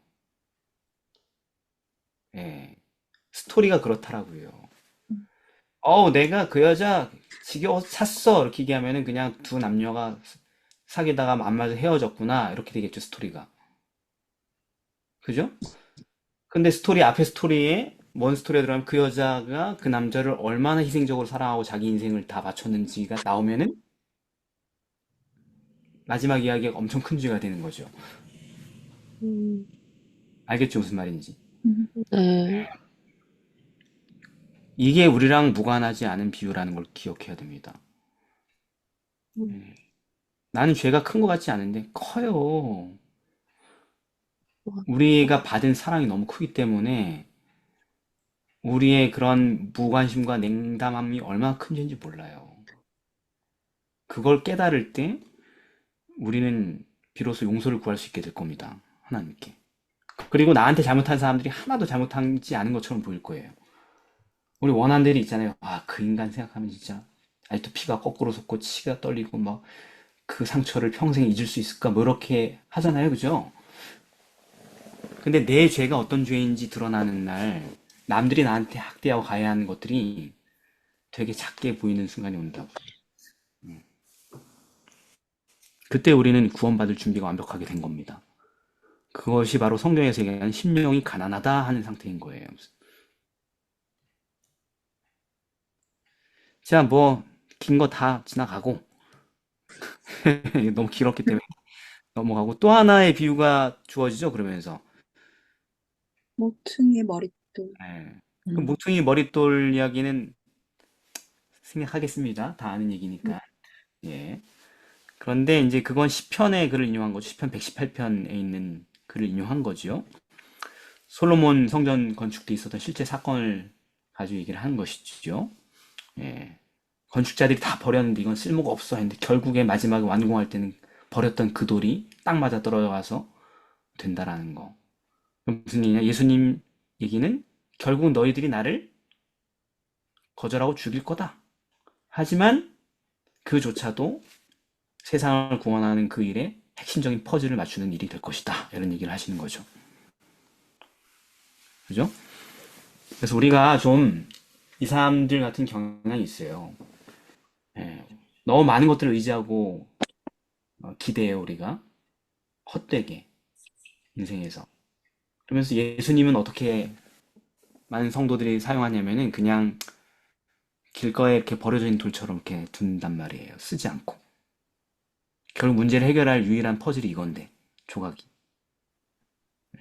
그래서 우리가 항상 방치해왔던 그 견고한 모퉁이 돌 위에 다시 우리의 삶을 세우게 되길 바랍니다. 자, 수요일입니다. 이 땅의 의무와 하늘의 상급. 자, 이건 이제 마태복음 12장 13절이죠. 이렇게 된통 비유로 당한 다음에 가만히 있을 수가 있나요? 있죠. 재정비를 해야지, 재정비를. 한마디도 대답 못하고 그냥 사면타를 맞았으니까, 비유로. 예, 재정비를 해야지. 이대로 포기할 성 싶나? 우리가 또 누구야? 논쟁하면은, 논쟁 귀신들 아니야, 이 사람들이. 평생 토론만 하고 사는 사람들인데, 네가 더 이기나 내가 더 이기나 이런 걸로 맨날 신학 토론만 하던 사람들이니까, 이제 이렇게 공개적으로 토론이 시작됐으니, 우리가 여기서 굽히면 끝나는 거니까 우리도 저쪽에 한 방 먹여야겠다 생각하고 먼저 온 팀이 누구예요? 헤롯 땅. 바리새인. 과 아, 바리새인. 바리새인들이 왔는데 그냥 온 게 아니고 누굴 데리고 왔어요? 헤롯 땅과 함께. 와 함께. 이제 예수님한테 당했으니까 복수심이야, 일종의. 나 방금 전에 망신 당했으니까 이대로 물러설 수 없어. 당신도 망신 당해봐야지 하면서 그들이 할 수 있는 최고의 공격 무기들을 갖추어서 전열을 갖춰서 왔단 말이죠. 근데 납세 문제를 가지고 이제 예수님 시험하는데 그걸 왜 헤롯 땅들과 함께 같이 와서 그 짓을 했을까요? 자기들끼리 왜냐면 하지 뭐. 예. 그 시절에 마치 우리가 일제시대한테 네. 그 지배당했었던 것처럼 그때도 로마의 지배를 받고 있었기 때문에 세금을 내거나 이렇게 하는 것들에 있어서 그 이스라엘 사람들은 좀 감정이 좋지가 않았고, 근데 안 낼 수는 없고, 자기들을 지배하는 세력이었으니까. 근데 이제 헤롯 땅 중에서 사람이 오면은 이 사람 앞에서는 세금을 낸다라고 그러니까 세금을 내야 된다라고 이야기를 하지 않으면 이 사람한테 이제 완전 책 잡히는 게 되는 거고, 만약에 그냥 이거를 하나님에게 드려야 된다라고 이야기를, 그러니까 안 하게 되면은, 제가 지금 뭔 말하는, 그러니까 하나님에게 드려야 된다라고 이야기를 하면 헤롯 땅한테 책 잡히는 거고, 만약에 세금을 내야 된다라고 이야기를 하면은, 이제 그 원성이 쌓이니까, 백성들의 원성이 쌓이게 되니까, 어쨌거나 둘 중 하나의 답을 하게 됐을 때, 무슨 답을 해도 예수님의 이제 체면이 깎이는 질문을 들고 온 거 아닌가요? 자, 근데 그렇게 생각할 수 있고 그것도 포석일 수 있는데, 지금 태도가 그렇게 고압적이나요, 이 사람들이? 야, 말 똑바로 해라. 여기 해로 땅도 있다. 또 똑바로 해야 돼. 우리도 보고 있다. 이런 분위기인가요, 지금? 아니요, 아니요. 어떤 분위기예요? 이게 뭔가 약간 높이는 분위기죠. 음, 속이는 분위기잖아요. 네, 그냥 속이는 게 아니고 되게 친절하잖아요. 선생님, 네, 우리가 아는 바로는 당신은 정말 참되시고, 음, 어떤 사람도 거리끼지 않으시고, 여기 뭐 해로 땅, 우리도 해로 땅도 있고 바리새인도 있지, 우리 눈치도 안 보시고, 사람의 외모를 보지 않고, 참으로 하나님의 도를 가르치는 분이십니다. 저 자세잖아요, 저 자세. 네, 그러니까 그런 계략이 아닌 거죠. 그런 고압적인 계략이 아니고 정말로 속이려고 한 거죠. 자, 바리새인들은 반로마파였어. 납세에 반대하는 사람들이었고, 헤롯 당은 친로마파였어. 납세를 강조하는 사람들이었어. 둘이 와서 이런 얘기를 할 때 이런 태도를 했다는 건 뭐냐면 연출이죠. 아, 우리가 진지하게 이런 토론을 하는데 이게 답이 안 나옵니다. 이 사람들하고 우리가 하는데, 그러니까 헤롯 당도 저 자세였겠죠. 뭐 팔짱 끼고 막 때리려고 하는 게 아니었겠죠, 그죠? 네, 도대체 우리 둘이 여태까지 계속 토론을 해왔는데 이 문제를 가지고 답을 얻지 못하겠다고, 우리끼리는 계속 이 평행선을 긋는다고, 헛바퀴를 긋는다고. 이 문제에 대해 답을 주실 수 있는 당신밖에 없는 것 같다고, 이 세상에. 저희에게 좀 고견을 주십시오. 이거예요, 이거, 스토리가. 속여 먹으려고 예수님을, 가면을 쓰고 접근한 거죠. 그래서 어느 한쪽으로도 쏠리기만 하면은 그때 이제 가면을 벗고 달려들려고 했던 것입니다. 그러니까 잘 준비된 하나의 연극을 갖고 온 거예요. 그래서 아마 저 같은 타입이었으면은 되게 열정적으로 노력했을 거예요. 설명하려고 막. 예. 이게 함정인지도 모르고, 진짜 궁금해서 이런가 보다. 그렇게 했을 텐데, 예. 예수님은 그들의 위선을 아셨다, 이렇게 성경에 써 있지 않습니까? 그들이 네. 뭘 아셨다고 써 있어요? 여기 몇 절에? 외식함을 하시고, 네, 그 위선을 아셨다. 이렇게 써 있죠. 예. 그래서 어떻게 해결하십니까, 이거를? 가이사의 것을. 데나리온 하나를 가져다가 내게 보이라 하시니 예수께서 가라사대 이 화상과 이 글이 네 것이냐 가로되 가이사의 것이니이다. 이에 예수께서 가라사대 가이사의 것은 가이사에게 하나님의 것은 하나님께 바치라 하시니. 그들이 기대한 답변이 있잖아요. 이 둘 중에 아무나 얘기하면 되는 거잖아요. 그죠? 너무 네. 정교한 거라서, 다 걸려들 수 있는데, 예수님은 이 덫을 피하실 뿐만 아니라 활용까지 하셨죠. 어떻게 활용하셨습니까? 세상 권력과 하나님이 부딪힐 때 어떻게 해야 되지 하는 그 진리에 대한 고민에 대한 답을 주셨습니다. 그러니까 어떻게 해야 되는 거예요? 항상 그런 긴장감 있잖아요. 우리 아버지 말을 들어야 될지, 하나님 말씀 들어야 될지, 남편 뜻에 굴복해야 될지, 하나님 말씀 들어야 될지, 정부의 뜻을 따라야 될지, 말아야 될지, 뭐, 그죠? 그리스도인이라면. 답이 뭐예요? 위에서부터 내려오는 권세 중에 하나님께서 주시지 않은 것은 없으니 다 굴복해야 둘 되구나. 다 잘 하라는 따라가면 거. 되지만은 네. 다만 하나님의 법칙하고 어긋날 때에는 그때는 하나님의 뜻 따라가면 됩니다. 은총이 뭐라 그랬어? 둘 다 하라는 거 아니에요? 둘 다 할 수 있나? 아니고 그거를 이제 우리 윤석이가 얘기를 하는 거. 윤석이가 세상의 모든 질서와 이런 어떤 권세들은 하나님의 어떤 섭리가 있다라는 거죠. 정부든 뭐 부모님이든, 그죠? 네. 그래서 존경하고 따르는 것이 마땅하다. 하지만 하나님의 뜻과 그것이 대적하고 모순될 때는 가차없이 하나님 편에 서야 된다. 이것이 하나님 뜻이라는 것이죠. 그죠? 납세의 문제는 전혀 부딪히는 문제가 아니라는 것이죠. 네. 그리고 거기에다 하나 더 덧붙이시죠. 이 화상이 네 것이냐 가이사의 것입니다. 가이사의 것은 가이사에게 바쳐라. 이것까지는 해결하셨어. 근데 진짜 메시지는 뭐예요? 뒤에 있는 메시지죠. 하나님의 것은 하나님. 하나님의 것은 하나님께 바치라는 이게 뭐죠? 하나님의 뜻대로. 네 얼굴의 형상은 누굴 닮았냐 이거예요.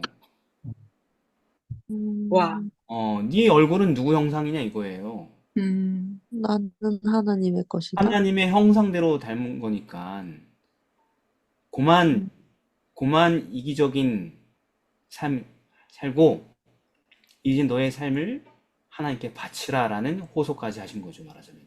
와. 네. 음, 개떡 너무 같은 질문에 찰떡 같은 답변을 하시는 우리 주님의 수많은 이 실천 사례들인 것이죠, 말하자면. 너무 고결한데요. 네. 나도 이렇게 설교했으면 좋겠다. 누가 질문하면 이상한 질문하면 그거 가지고 설교 한 편 나오고 결론 딱 그랬으면 좋겠다, 나도. 그죠? 그래서 우리가 이 문제는 해결된 거예요, 그죠? 예, 납세의 음, 문제든 이런 복잡한 어떤 누구 말을 따라야 되는 문제는 해결된 겁니다. 우리는 항상 윗사람의 의견을 존중하고 따르는 겸손한 사람이어야 됩니다. 하지만 하나님의 뜻 안에서만, 하나님의 음, 허락 안에서만. 그러면 모든 게 클리어해집니다. 이럴 때 어떻게 해요? 이럴 때 어떻게 돼요? 이렇게 얘기하시는데 다 생각해보면 그게 다 맞아요. 어떻게 될 줄 알게 돼 있습니다. 이 기본 원리를 갖고 있으면. 자, 빨리 넘어가겠습니다. 이제 KO 끝났어. 아무 말도 대답 못해, 이제. 다음 선수 누구예요? 챔피언이 사두개인, 나왔어, 챔피언. 네. 이 바닥 챔피언이 누구예요? 사두개인. 사두개인. 바리새인들이 수는 많은데 사두개인들이 수가 적은데 바리새인들이 사두개인들한테 좀 밀려요. 안 돼. 말빨이 더 좋아. 사두개인들이. 유리한 고지를 좀 취하고 있단 말이에요. 나름. 자, 근데 사두개인들은 어떻게 예수님을 공략했으니까 바리새인들이 패배하는 걸 보고 비켜라. 니들은 그럴 줄 알았다 하면서 우리는 못 당한다. 여태까지 니들도 우리를 못 당했는데 저 사람으로 당하겠나 하고 딱 어떻게 어려운 난제로 공격했어요. 부활을 믿지 않던 사두개인들이 이제 질문을 했습니다. 그러니까 예수님. 뭘 질문했냐? 어떤 어려운 난제를 던졌냐고요. 이거 여러분들한테도 어렵죠, 솔직히. 여러분들이라고 하면 되게 어렵죠. 되게 부활의 개념을 뭐 믿지도 않았고, 또 그거 약간 비웃기 위한 어떤 그런 질문이었는데, 그게 이제 이게 좀 말이 어렵네. 형사치수죄라고 이제 형이 사망했을 경우에 남동생이 형수를 그러니까 취하는 어떤 그런 풍습, 그거를 가지고서 이제 질문을 한 거죠. 자, 그렇게 얘기하면은 9절부터. 뭐예요? 그러니까 사모님의 얘기가 정확하게 들려면은 전제가 있어요. 뭐냐면은 응. 이 사람들은 성경 중에서 뭐만 인정했다? 경전으로? 모세오경. 모세오경만 인정했다. 그러니까 그들의 전장은 어디야? 모세오경이에요. 그러니까 자신들이 유리한, 자신들이 무적인 전쟁터가 있다면 그건 모세오경이에요. 이 제자들이 어떻게 모세오경을 다 외웠겠죠. 네. 예. 시작하면 태초에 하나님이 천지를 창조하시니라 땅이 혼돈하고 공허하며 흑암이 깊으며 하나님의 수면에 운행하시니라 하나님이 가라사대 빛이 있으라 하시니 빛이 있었고 그 빛이 하나님의 보시기에 좋았더라. 하나님이 빛을 낮이라 칭하시고 어둠을 밤이라 칭하시니 이는 첫째 난 일이나 뭐 이렇게 하면서 줄줄줄줄 외운 다음에 모세오경 신명기까지 딱 외우고 탁 끝날 수 있을 정도의 실력자들이었겠죠. 네. 그죠? 네. 그러니까 내가 모르는 성경은 없어. 적어도 모세오경 안에서 이런 자신감 있는 사람이었단 말이에요. 근데 그 안에서 자기들의 사상, 부활이 없다는 사상을 입증하는데 도통한 사람들인 거죠, 말하자면. 네. 그리고 그 안에서 사례를 꺼냈지. 형사취수죄가 어디 나오는 거야? 그 어디 나오는 거야? 오난의 이야기인가요? 아니지. 그 규정이 어디 나오냐고요. 규정이요? 예. 신명기 25장 5, 6절 말씀입니다. 모세오경이네 이것도.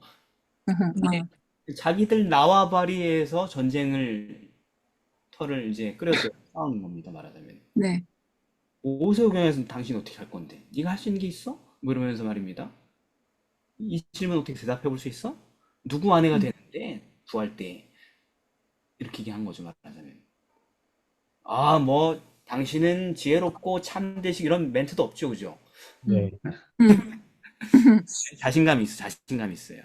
그냥 바로 그냥 위선도 없어, 가식도 없어. 그냥 지성 대 지성으로 승부를 보는 거예요. 바리새인들하고 급이 달라, 그죠? 그리고 이 사람들 바리새인들하고 맨날 토론했는데 맨날 이겼거든.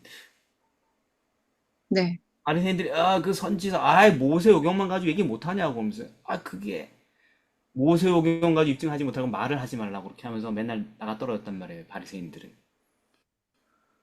그죠?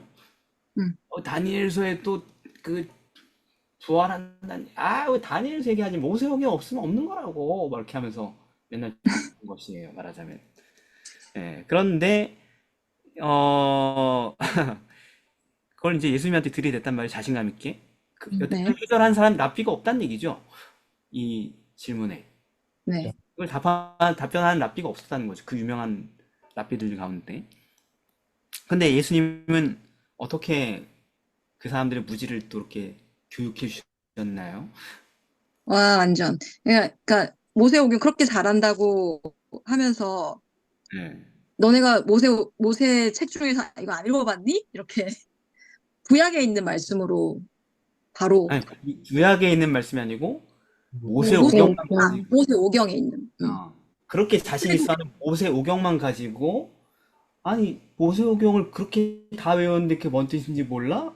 이렇게 네, 말씀들을, 의미를 가지고 이렇게. 근데 어떻게 하는데요? 그죠? 이거 읽으면서 사람들 잘 이해 못 하거든요? 이게 뭔지? 이게 대답이 되나? 지금 여러분 납득할 수 있게 좀 누가 정리 좀 간단하게 해보세요.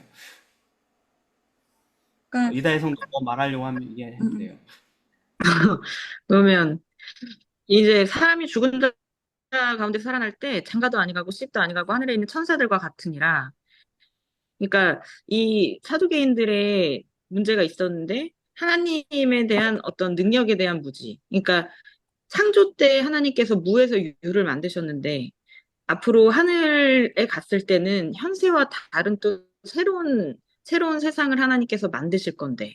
근데 뭐 예를 들어 지금의 부부관계 같은 것들이 그때도 마치 있을 것처럼 그렇게 이야기를 하는 것 자체가 그들이 갖고 있는 한계 때문에 잘못 생각한 또는 뭐 창조를 또 부인하는 거와 동일한 그런 상황이 만들어진 것이고 그리고 또 하나는 여기에 이제 나는 아브라함의 하나님이요, 이삭의 하나님이요, 야곱의 하나님이로라 라는 말씀을 읽어보지 못했냐? 하나님은 죽은 자의 하나님이 아니요, 산 자의 하나님이라 너희가 크게 오해하였다. 라고 그게 왜 이야기하는 나는 왜 것이, 그렇게 그게 이해가 안 되는데 그 구절이 어떻게 이게 이제 출애굽기 속에 있는 말씀이었으니까 모세오경인데, 이게 하나님께서 항상 하나님을 소개를 할 때 모세에게도 소개를 했을 때도 이렇게 소개를 하셨었는데, 만약에 이 사람들이 전부 다 죽은 자들이라면, 그러니까는 죽었지? 죽은 자의 하나님이라는 뜻이 아니냐. 그러니까 죽었는데 결국은 나중에 부활이 있다라는 것이 모세 오경 속에 이 내용이 있다라는 거죠. 아니 난 이게 왜 부활이 있다는 얘기인지 확실하게 이해가 안 되네. 막 우기는 것 같다. 아니 나중에 음, 아니 아니 모세오경의 옛날에 조상들이잖아. 아브라함의 하나님이었고 이삭의 음. 하나님과 야곱의 하나님이다. 그 구절 자체가 어떻게 부활을 입증하지? 하나님은 죽은 자의 하나님이 아니요 산 자의 하나님이라. 그건 예수님이 해설을 붙인 거잖아. 성경이 그렇게 얘기한 게 아니잖아. 음. 죽은 자의 하나님이면 안 되나? 죽은 사람들의 하나님이기도 했잖아, 옛날에. 조상님의 하나님이라는 얘기잖아. 너희 조상의 하나님이다. 왜 이게 임팩트가 있고 사두개인들이 더 이상 아무 말 못하지?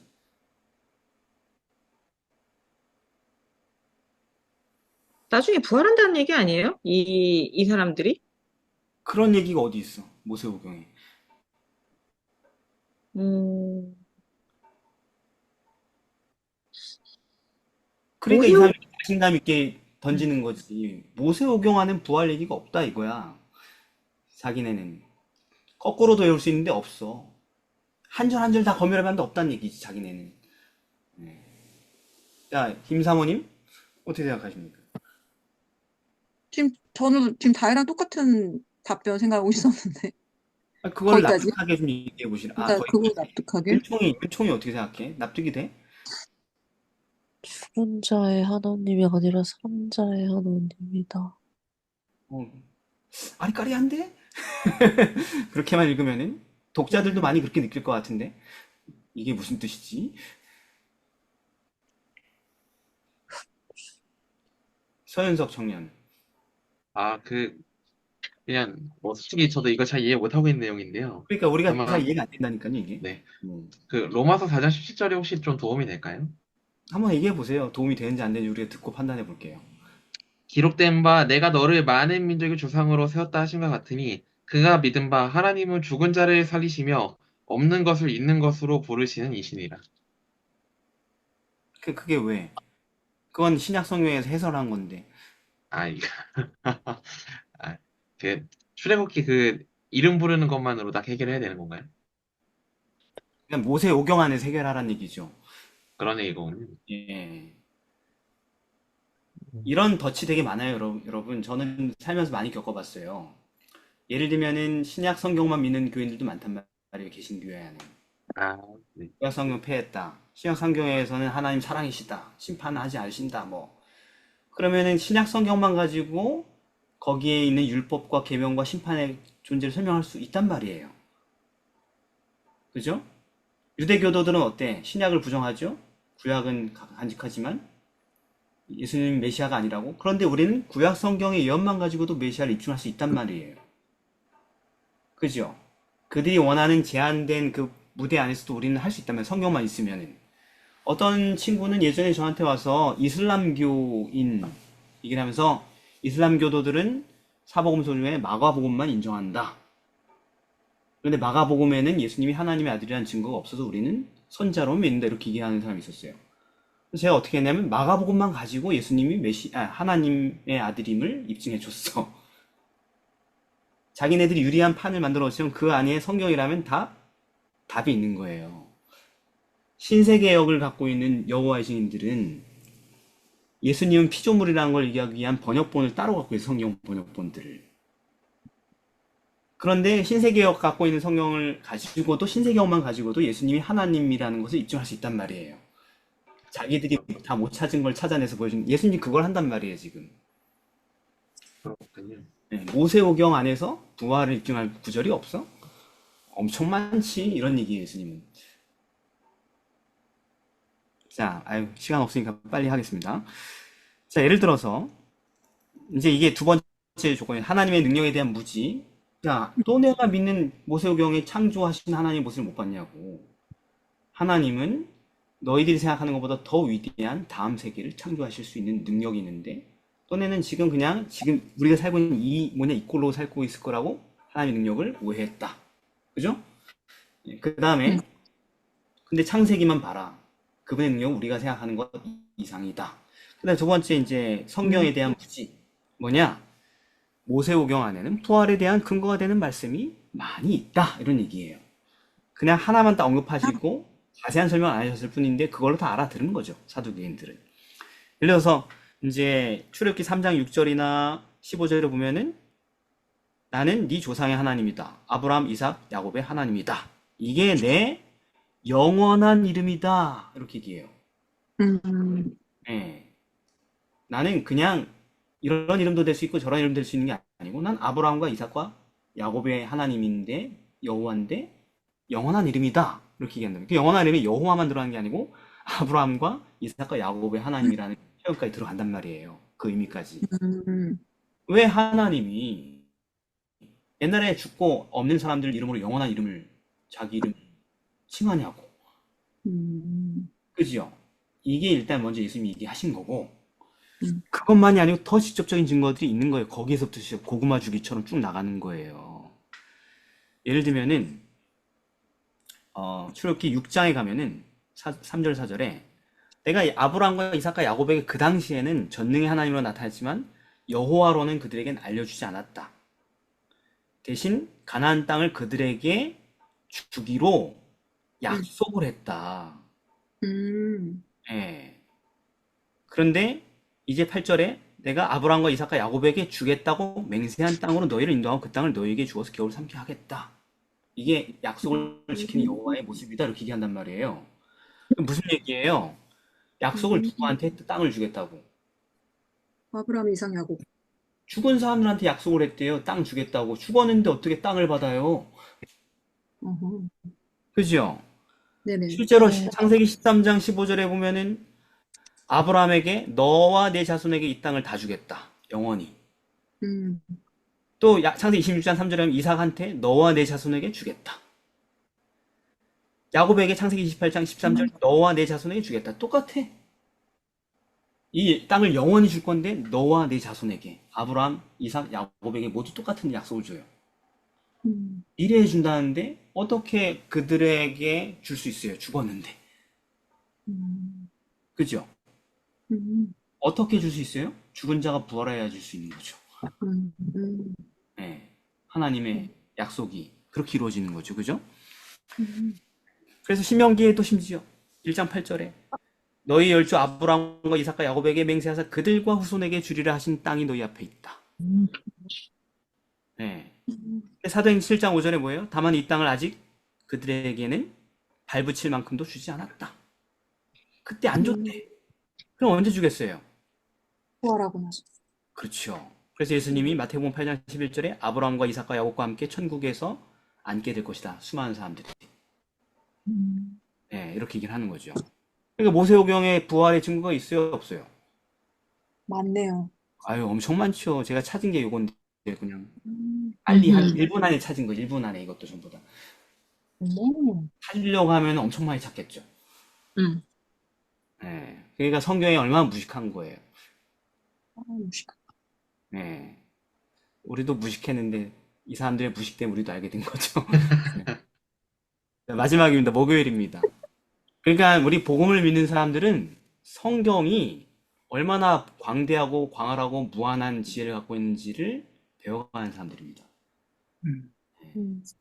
자기 수준에서 성경을 헤아리고 한계를 딱 정해놓고 여기까지야. 내가 다 알아. 참으로 무지한 생각이죠. 그죠?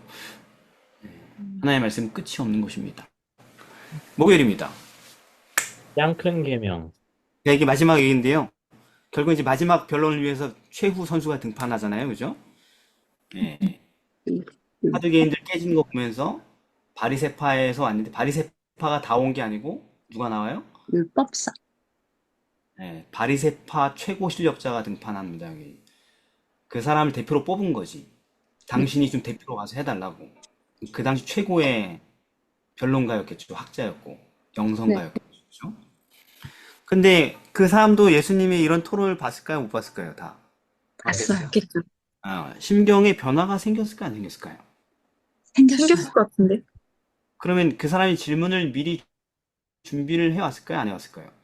해왔죠. 없겠죠. 그럼 그 질문을 바꿀까요? 안 바꿀까요? 바꿔 없을까요? 안 바꿔. 갈렸어 지금? 바꾼다 안 바꾼다로? 안 바꿨을 것 같은데. 마음에 변화가 생겼다면서요? 그럼 어떻게 된 거예요? 뭐? 그 끊임없이 뭔가 질문하고자 했던 게 있었을 것 같아요. 그 사람의 마음속에. 그 그래서 사람의 마음속에 질문하고자 하는 게 있는 걸 준비해 왔어요? 아니면은 다 같이 전략적으로 짜가지고 최후의 질문을 준비해 왔어요? 전략적으로 있는 거. 딴 거. 전략적으로 짜서 만든 최후의 질문을 준비해 왔는데 그럼 뭐가 달라졌어요? 신경의 변화 때문에. 이걸로 함정을 빠뜨리려고 했는데 예수님을 음, 정말 이거에 대한 예수님의 답이 궁금해진 거지. 그겁니다. 예. 그러니까 이 질문은 변하지 않았어요. 근데 그 질문을 하는 의도가 변한 거죠. 예, 그게 달라진 거예요. 왜냐면 그분의 그 지혜로운 변론에 영향을 받은 것입니다. 예. 애초에 그 의도가 뭐였냐면 질문이 뭐였습니까? 맞아. 모든 계명 중에 첫째가 무엇이니까? 그 질문 의도가 뭐였어요, 애초에?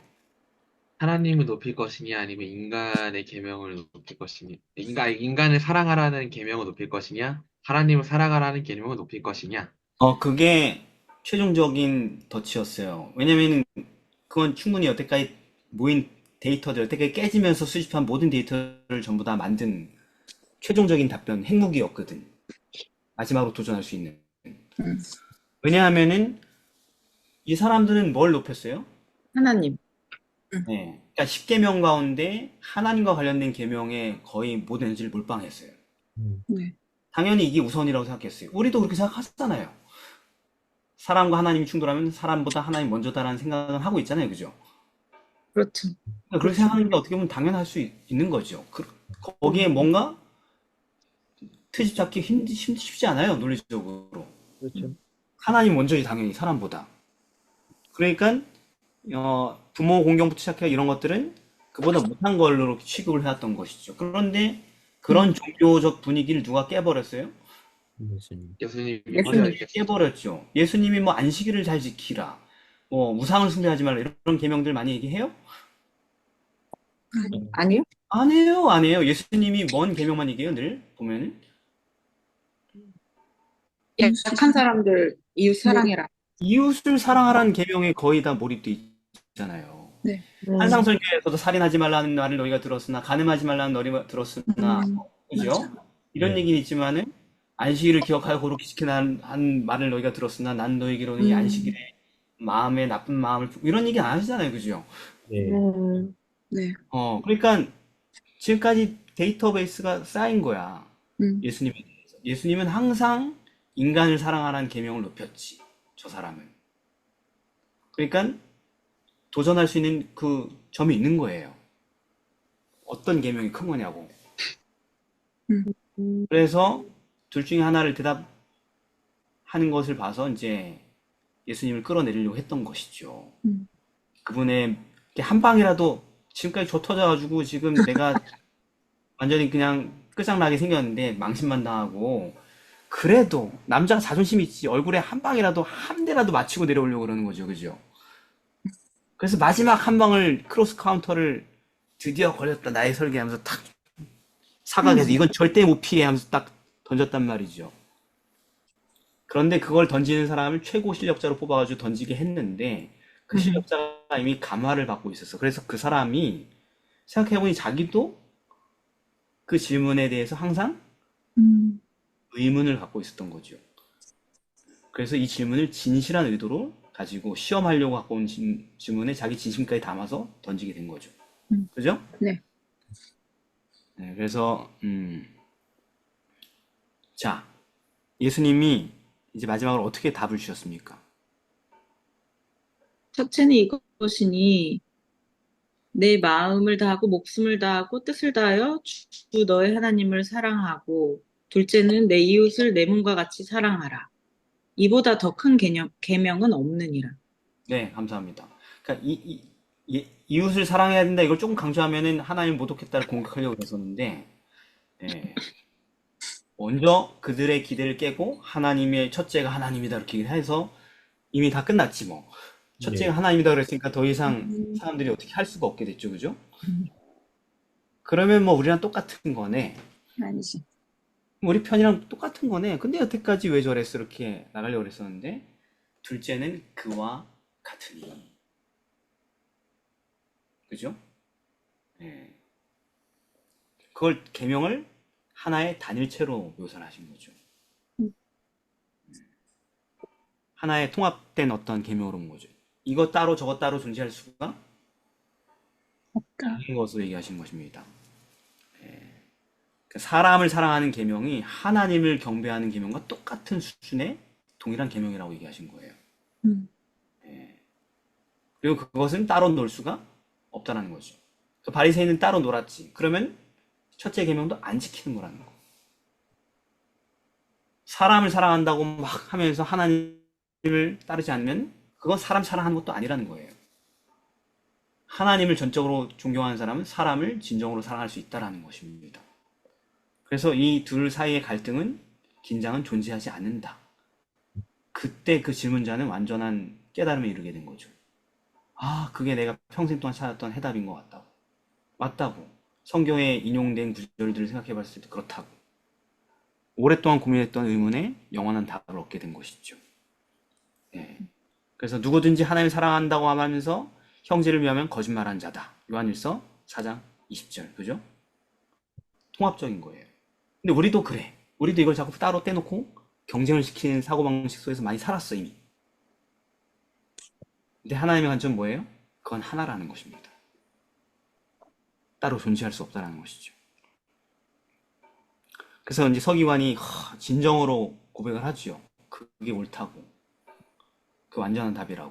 서기관이 그렇게 고백하는 게 쉬웠어요, 어렸어요? 매우 어려웠죠. 어려웠겠죠. 어렵죠. 홍수가 엄청 따가웠겠지, 그지?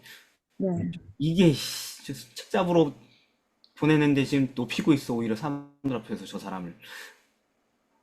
그 말을 할 때 엄청난 용기를 내서 얘기했을 겁니다. 그죠? 소신 발언을 한 거죠. 그래서 예수님이 뭐라고 그에게 대답해 주셔요? 내가 하나님의 나라에 멀지 않도다. 그게 좋은 얘기예요? 나쁜 얘기예요? 좋은 얘기. 이거 좀 위험할 수 좋은 있겠네. 얘기죠. 좋은 얘기예요? 하나님 나라에는 아직 없네. 근데 멀지 않았, 아직 아직 갈 길이 멀어졌다는. 남았다. 그러니까 이게 뭔 얘기예요 도대체? 예수님의 답이 뭐예요? 이 사람한테 해주신 얘기가. 너가 잘 알았구나. 이제 그걸 따라가면 돼. 네, 행하라. 순종. 그렇죠. 진리를 완벽하게 깨닫는 것, 그건 중요한 얘기죠, 그죠? 중요한 네. 일이죠. 그러나 그것으로 끝나지 않는다는 거예요. 율법의 요구나 죄를 깊이 깨달았다고 해서 구원받나요? 아니요. 그건 반드시 있어야 되죠, 그죠? 네. 그러나 그것만으로는 불충분하다는 거죠. 하나님의 능력을 힘입어서 율법을 살아내야 되는 것이죠. 진리를 명확하게 이해한다고? 그건 중요하잖아요. 그 진리를 살아내는 게 더 중요하니까. 그죠? 네. 네, 그것을 얘기해 준 것입니다. 예전에 제가 신학과 다닐 때, 신대원 다닐 때 조직신학 수업이 있었는데 안금영 교수님이 은퇴하신 그분이 하는 거였는데 참 잘 가르치셨어요, 그 당시에. 은퇴를 몇 년 앞둔 상황에서. 그래서 저희가 되게 많은 걸 배웠는데 이제 한 번은 믿음으로 말미암는 의가 뭐냐라는 조직신학적인 그 토론이 있었어요. 그래서 교수님이 자꾸 이게 뭘까 정의해보라고 계속 우리에게 요구를 했고 사람들이 자꾸 실패하고 하다가 마침내 제가 그분의 마음에 쏙 드는 정의를 딱 답을 하게 됐습니다. 네, 결국은 믿음을 말면 이런 것입니다. 이렇게 딱 얘기했을 때 저도 이제 그걸 정리하면 전율을 느꼈어요. 납득이 되니까. 음. 그런데 칭찬하지 않으시더라고 교수님이. 인상을 탁 우수의 표현 쓰시면서 그게 다 무슨 의미가 있냐고 그걸 그게 맞다고 맞는데 그게 무슨 의미가 있냐고 우리가 그걸 살지 못하면 이렇게 얘기하더라고요. 아, 요거 따라 하신 건가? 하여튼 아무튼 그만해줘. 그때 참 되게 좋은 교수법이었어요 그 당시 그게 한 게. 그래서 우리가 배울 게 있어요 여기서 뭐냐면 첫째는 이 사람이 이렇게 마음의 변화가 있는 것은 진리를 알려고 노력하는 사람들의 마음을 변화시키는 힘이 있다라는 거. 우리가 믿는 교리와 그런 것들 앵무새처럼 읊는 그런 것에 힘이 없어요. 근데 성경 그 자체가 갖고 있는 힘을 우리가 끌어내고 사람들에게 나눌 수 있다면, 그렇게 얘기할 수 있다면, 예수님처럼 아무리 어떤 기파나 어떤 신조나 어떤 단체에 있는 사람이라 할지라도 진리를 탐구하는 사람들의 마음에는 진리를 향한 갈망을 줄 수 있다라는 것. 그죠? 두 번째는 뭐냐면, 우리가 아무리 복음에 대해서 잘 연구하고 진리를 깨닫고 뭐 진리를 가진 남은 교회를 할지라도 그것이 다가 아니라는 거. 깨달은 것을 살아내야 된다라는 거. 그리고 그걸 살아낼 수 없다라는 거, 우리 힘으로. 그래서 그리스도에게 전적으로 의지해야 된다라는 것을 우리는 복음을 믿는 사람들은 반드시 알아야 된다라는 것이죠. 아멘. 그래서 오늘 마가복음 연구를 여기까지 했는데 우리가 많이 연구해서 진리를 알아야죠, 그죠? 네. 그리고 절대 그거 아니에요. 진리를 알 필요 없다. 뭐 실천이 뭘 알아야 실천하죠, 그죠? 네. 그래서 성경을 연구하는 거고 하나님께서 연구하라는 것입니다. 그리고 그 진리를 실천할 수 있는 힘을 하나님께 받게 되는 저희가 되길 바랍니다. 기도하겠습니다. 사랑의 아버지 하나님, 저희가 오늘 많은 것을 연구하고 많은 것을 깨달았지만 우리의 문제는 모르는 것도 문제지만 알아도 실천하지 않는 그런 장애가 있음을 고백합니다. 아버지 하나님, 실천할 수 있을 만큼 넉넉히 알 수 있도록 도와주옵시고 또 주님께서 알려주신 것들을 예수님을 의지하여서 실천함으로 하나님을 기쁘게 하는 저희가 되게 하여 주옵시길 예수님의 이름으로 기도드립니다. 아멘. 아멘.